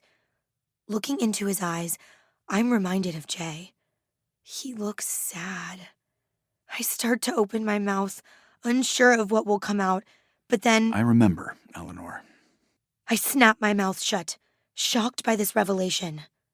I was a teacher back then, fresh out of grad school. She was a star student in my class, and her death hit me hard. I watch him carefully. He looks anguished. I remember the girls' confessions, too. It was very strange, the way they all spontaneously confessed. He finally looks up at me. Now I understand why. Although, I have to admit, a glowing locker, a secret pen, it's all very hard for me to believe. I nod. He blows out a shocked breath, shaking his head. If it didn't happen to me, I might not have believed it. I slowly nod again. What you did was wrong. Very wrong. You've hurt a lot of people. I gulp. Why isn't Mr. Armstrong yelling at me? Why isn't he expelling me? Maybe there's a chance he'll let me go if I just apologize. I'm about to do it, but then my eyes land on a picture of him and Jay with his mom. And all my anger returns. I explode. I didn't do anything wrong. You all deserved it. All the secrets I revealed should never have been hidden. You shouldn't have kept that secret from Jay all these years. If you had just told him the truth, maybe you would still have a son. Mr. Armstrong slams his fist on his desk. Enough! His chest heaves. And I think he's going to kick me out of school right then and there, but he sits down, puts his head in his hands, and starts crying. It breaks my heart. And that's when I feel it for the first time since all this began. Remorse. As I watch the father of the man I love breaking down in front of my eyes, guilt washes over me.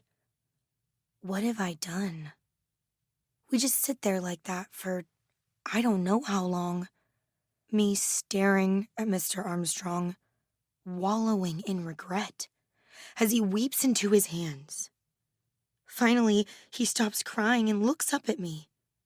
He's eerily calm. He pulls a slip of paper out of his desk, writes my name on it, and hands it to me. You're expelled.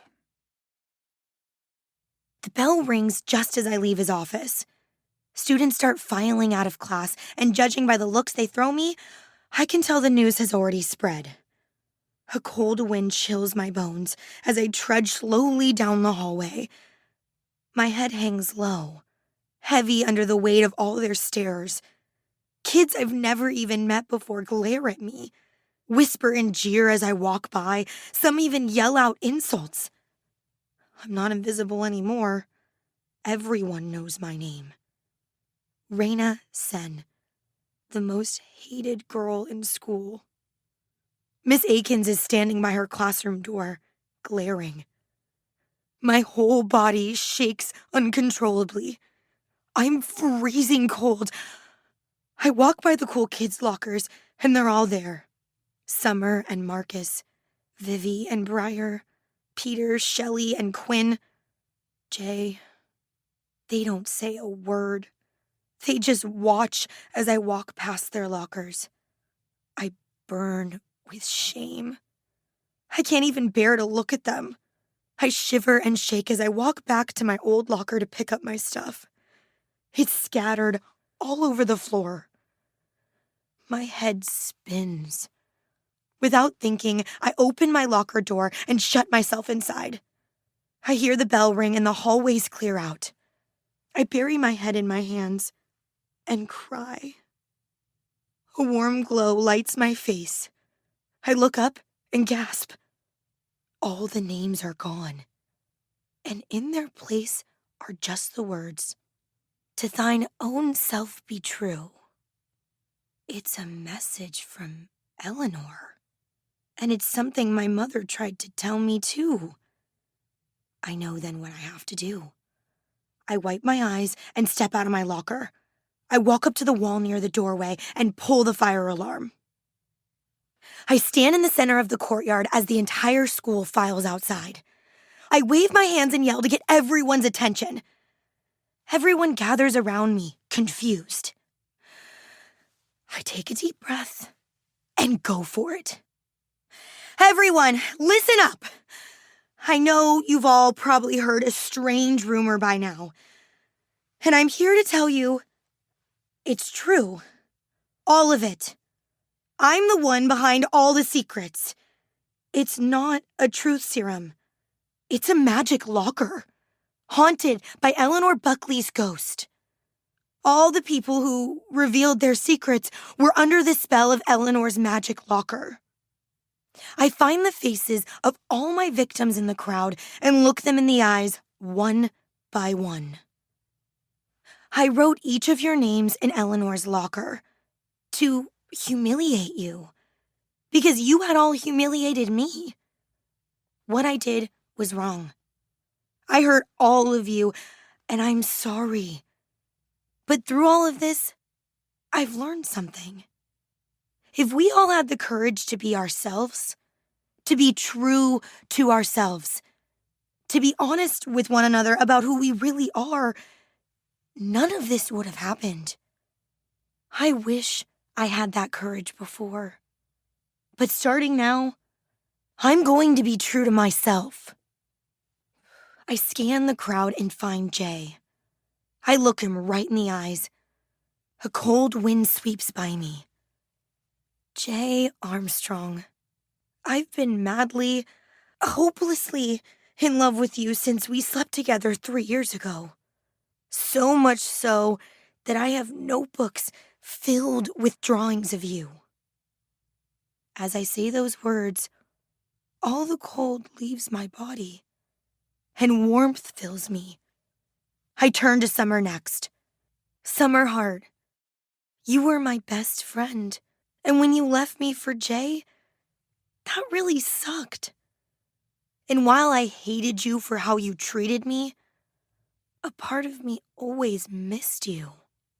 Summer stares at me, blank-faced. I let her know my feelings are genuine. And then I look away.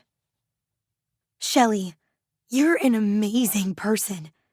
You were nice to me when no one else was. But in the spirit of being honest, I know you're all earthy and stuff, but you need to take a shower, girl. Please don't take that in the wrong way. You're a wonderful person, and I wish I were as confident as you. I turned to Briar. Briar, for years you bullied me, but then you became my friend. I know it was probably just to hurt Summer, and I get that. But I just want to say, there's a really good side to you, too. You should be that person. Because that girl is beautiful and sweet. Quinn, you're an incredible writer. And I know one day you're going to be famous. And I'm just sorry I lied to you. It was wrong. I go through all the people I hurt, and I bare my soul to each and every one of them. Once I'm done, there's pin drop silence. I look out in the crowd expectantly. I wait. Any moment now, someone will speak and bare their soul too. But nothing happens. Everyone just stares at me. A few people laugh. They start to chatter among themselves, and then they turn away from me. Just then, Mr. Armstrong walks up. He doesn't even look my way. False alarm. Everybody back to class. Raina, go home. The crowd disperses, and I'm left standing there, alone. My mom is waiting at the door when I get home. Raina, I spoke with Mr. Armstrong. He's told me everything. I sigh heavily, unable to meet her eyes. She must be so disappointed in me. I would be if I were her. I go to speak, but she cuts me off. Let's go inside. I follow, knowing I need to face the music. We sit next to each other on the couch, and I think she's going to start yelling at me. But to my surprise, she puts a gentle hand on my knee. What happened, Raina? I suck in a breath, willing myself not to burst into tears. Well, a couple weeks ago, I got trapped inside my locker and... No, Raina. I don't care about that stupid locker. I want to know what happened to you. Why did you behave like this? Her words cause the dam to break, and I end up wailing in her arms. The whole sad story comes out about how lonely I've been the past few years, about how much I wanted revenge, especially on Summer. I tell her about Jay. Well, not everything, but the important part, that I love him. And now After what I did, I've lost him. You were right, Mom. I should have been true to myself. The girl I've been the past 2 weeks, that's not who I am. I don't know who I am anymore. My mom rubs soothing circles on my back. I know who you are. You're my smart girl, Raina. You've made a terrible mistake, yes. But you learned your lesson, no? I bawl in her arms. I don't deserve her love and understanding. But it's exactly what I need in this moment. I'm so sorry, Mom. For everything. I didn't mean to hurt everyone so badly. I know, sweetie. You just learn from this mistake and then move forward. I pull back, sniffling. How can I move forward from this? I'm expelled and everyone hates me. My life is ruined. My mom reaches behind her and pulls out a couple of brochures. What's this? I look down at the front cover and my eyes go wide. Art school? In LA? My mom smiles. First, you must get GED, of course. But then, after that, I did some researching, and these are the best art schools in the US. I can't believe this. You and Dad would actually let me go to art school? My parents always expected me to get into an Ivy League college, so this is definitely a shock. She pulls me into a hug. If you're going to be true to yourself, then I have to let you. I squeeze her tight against me, finally seeing a small light at the end of a very dark tunnel. 1 month later, I lean back against the pool house couch, staring down at my latest drawing. I don't want to brag, but I'm pretty sure it's my best one yet. Not that the person it's for will ever see it. Ugh. Sadness threatens to engulf me. So I force my mind onto happier things, like art school. Putting the drawing aside, I pick up one of the brochures scattered around me. I still haven't decided where I want to go, so I've applied to all of them. I can't wait to... A knock on the door has me looking up. The last person I ever expected to see is standing in the doorway. Summer? What are you doing here? She gives me a half smile. Can I come in? Sure. She steps inside, then takes her time looking around. Wow, this place hasn't changed. She taps her foot on the ground. Still hiding candy in the floorboards? I don't respond to her question. I'm too confused. Why would she be here? Why would she be talking to me? Did she visit Jay, then just decide to drop by on a whim? The thought makes my stomach hurt. Look, I don't know what you're doing here, but you should just go back to Jay's... I haven't talked to Jay in weeks. Her answer surprises me. You haven't? No. And I'm here because I want to talk to you. Can I sit down? I almost say no. There's so much ugliness between us that I don't think anything good would come of it. But when I look closely at her face, I see a glimpse of the old Summer. The Summer who used to be my friend. Sure. She sits down with a heavy sigh. Well, I thought I'd take this secret to my grave.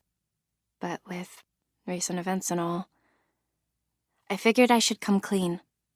Be true to myself and all that. What are you talking about? She bites her lip, then turns to meet my eyes. I'm sorry. 2 words I've waited years for. They hit me like a ton of bricks, rendering me speechless. I'm sorry for how I treated you these past few years, for going out of my way to be mean to you. I got caught up in being popular, and I lost myself somewhere along the way. It's a pretty speech, but it doesn't erase years of bullying and torment. I should tell her that, but I did destroy her life. I'm no angel either. I'm sorry, too. The whole locker thing, it got out of control. I was blinded by rage. I've been so angry at you, Summer. Her eyes fill with tears. Which brings me to why I'm here, Raina. Most of all, I'm sorry about Jay. I meet her eyes. My own filling with tears, too. I need to tell you something. What is it? She laughs humorously, then blows out a big breath. Raina, we were best friends. We did everything together. Told each other everything. But back then, I wanted more. I blink at her, not quite understanding. She grabs my hand. I was in love with you, Raina. And I was jealous of Jay. So I told him those lies to keep you guys apart. But then one thing led to another with him, and the lie got so big. I admit I liked being Jay Armstrong's girlfriend. She looks down. But it wasn't Jay I wanted. It was you. My hand comes up to cover my mouth. I'm stunned. Legit bowled over with shock. So you're gay? She smiles. I was figuring it out back then. I know now that I'm bi. I'm suddenly filled with anger. I had no idea. Why didn't you just tell me the truth? This whole thing could have been avoided. I was scared. I'm scared telling you now. But you deserve to know. I stand up and pace to the door. Then a thought hits me. Wait, are you still in love with me? A wide smile comes over her face. No. I love Marcus. He and I, we're together now. Well, I have no idea what to say. But I guess... Congratulations? Thank you. She stands up and comes to stand in front of me. I'm hoping we can move forward from this. We have a past, but I miss you. I always have. So what do you say? Friends? I tell the truth because I'm being true to myself. And I don't want to lie anymore. I want that more than anything. We move at the same time, and suddenly Summer Hart and I are hugging. A weight I didn't even know was there lifts off my shoulders. I pull back and smile. But what about the rest of your group? They all hate me. She rolls her eyes. They'll get over it. Because in the end, we all think the magic locker is pretty cool. We both laugh and spend another hour talking. When she gets up to go, her eyes land on the drawing I was working on. What's this? My face turns red. It's nothing. I'll probably just throw it away. She nods and walks to the door. But then she turns back, a knowing smile on her face. You should give it to him. And then she leaves, without waiting for my response. Later that night, when Mr. Armstrong opens the door, he's dressed head to toe in drag. For a moment, I'm startled. But then I smile. Because good for him. At least something good came of this whole debacle. Raina. His eyes are wide. This is a surprise. I know. I came to apologize. He watches me, still and silent. He'll probably kick me out, tell me to get lost. It's nothing less than I deserve. But then he smooths a hand down his dress and smiles. Apology accepted. Thanks. Since I'm on such a roll, is Jay home? I'm sorry he's not. He's out with friends. My heart sinks. He's not here. It was a stupid idea anyway, to try and give Jay this drawing after everything I've done. He probably never wants to see me again. I force a smile and start backing away. Oh, okay, well, thanks anyway. I'm about to turn and go, but his next words stop me short. I'm the one who should be thanking you. My eyebrows fly up my forehead. Me? Why? Because you saved my relationship with my son. Thanks to the magic locker, I can walk around the house like this. Be true to myself. I look at his outfit. He isn't lying. He's head to toe in silk and satin. He swirls his dress when he sees me admiring him. I met Mrs. Armstrong at a drag club years ago. After she died, it was the only place I could find solace. It was the music and the freedom of self-expression. I was able to let go and still have a part of Diane with me. She and I always kept that part of our lives a secret. I wanted Jay to see me as a model father, or what I thought was one. I've learned a lot since then. I give him a smile. You're a great father just the way you are. I know Jay is really proud of you. Mr. Armstrong smiles. Want me to tell him you came by? No, that's okay. I'll catch up with him later. He nods and then we say our goodbyes. Well, that's that. I'll probably never see Jay again. I'll be off to LA soon and a newspaper on the stoop suddenly catches my eye. I pick it up and gasp. My mom told me about it, but I had no idea it was already out. Quinn's article. On the front page of a national newspaper. It's a tell-all about the magic locker and the glowing pen. She details everything that happened at our school, and the story has spread like wildfire. Most people don't believe it. They say it's trash news. Still, it's being talked about all over the country. Theories and opinions have been running wild. As for me, I never want to see that locker again. Shelly and her family kept the pen as an heirloom, and I'm glad it will be kept safe, away from girls like me, who use it for the wrong reasons. Just then, a cold wind blows across my face. I close my eyes and send a silent apology to Eleanor. Raina? What are you doing here? I spin around just in time to see Jay walking up the driveway. My heart soars with a heady mix of joy and pain at seeing him again. He stops when he's a few feet away. His face is guarded. Jay, hi. Your dad told me you were out. He nods. He's scanning my face.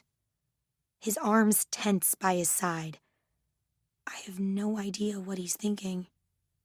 He eventually nods. I was. At an open mic. A genuine smile crosses my face. That's great! So you've been writing again? Yeah, I have. He seems distracted. He probably just wants me to leave. I spare him the trouble of telling me to get my ass off his property. Cool. Well, anyway, I'll just... What's that? A drawing? Yeah. I hide it behind my back, suddenly shy about giving it to him. I figured. I see the pool house light on late a lot. He's been looking over at my pool house? Did he think about stopping by? I've been studying, too, to get my GED. I suddenly want to share my good news. He and I had such big plans, and I want him to know. And then I'm going to LA for art school. A beat passes and his expression transforms. No kidding. That's amazing, Raina. It's what you always wanted. I want to say that he is what I always wanted, but I don't. There's a wall between us, and I don't think it's one that could ever come down. Thanks. I'm looking forward to it. Getting out of here, starting fresh. I hear you. I'm looking forward to that too. I tilt my head, my lips curling into a smile. Oh, yeah? He runs his hands through his hair and gives me a lopsided smile. Yeah. I'm going to college in LA to study creative writing. Maybe I'll see you there? I bite my lip, trying to hide the outrageous smile on my face. This is better than nothing. He probably doesn't mean anything by it, but it gives me a small kernel of hope. Before I can think better of it, I take the piece of paper from behind my back and give him the drawing. It's a picture of his dad, dressed in drag, hugging Jay. We stare at each other. Many things unsaid between us, and this is how our story will end. Because after what I did, there's no other way. I release the last of my expectations and start backing away. I'll see ya, Jay. Yeah. See ya. I turn and force myself to hold back tears. I really did love him. Admitting that is as true to myself as I can be. But things don't always work out as planned. And sometimes the girl doesn't get the guy in the end. I focus on the pool house, forcing myself not to look back. It'd be too painful. Raina? Yes? I spin quickly, eager for anything he has to say. When our eyes meet, he releases a breath, then shrugs, as if he's letting go of everything. I want you to know that I've always loved you too. He takes a step toward me. My stomach flips up and over, unable to believe what he's saying. Can it actually be true? Jay. He comes up to me and runs a knuckle down my cheek. Honestly, it's always been you. I want you to know that. We stare into each other's eyes. The chemistry that's there, that's always been there, is shining bright. He sucks in a breath, and as if he can't hold back any longer. If I'm being true to myself, then I need to tell you that I want to kiss you. I nod breathlessly, and seconds later, he crashes his lips to mine. I melt in his arms, overwhelmed by the enormity of what I'm feeling. It's euphoria. It's heaven. He pulls back for just a second, resting his forehead against mine. Magic.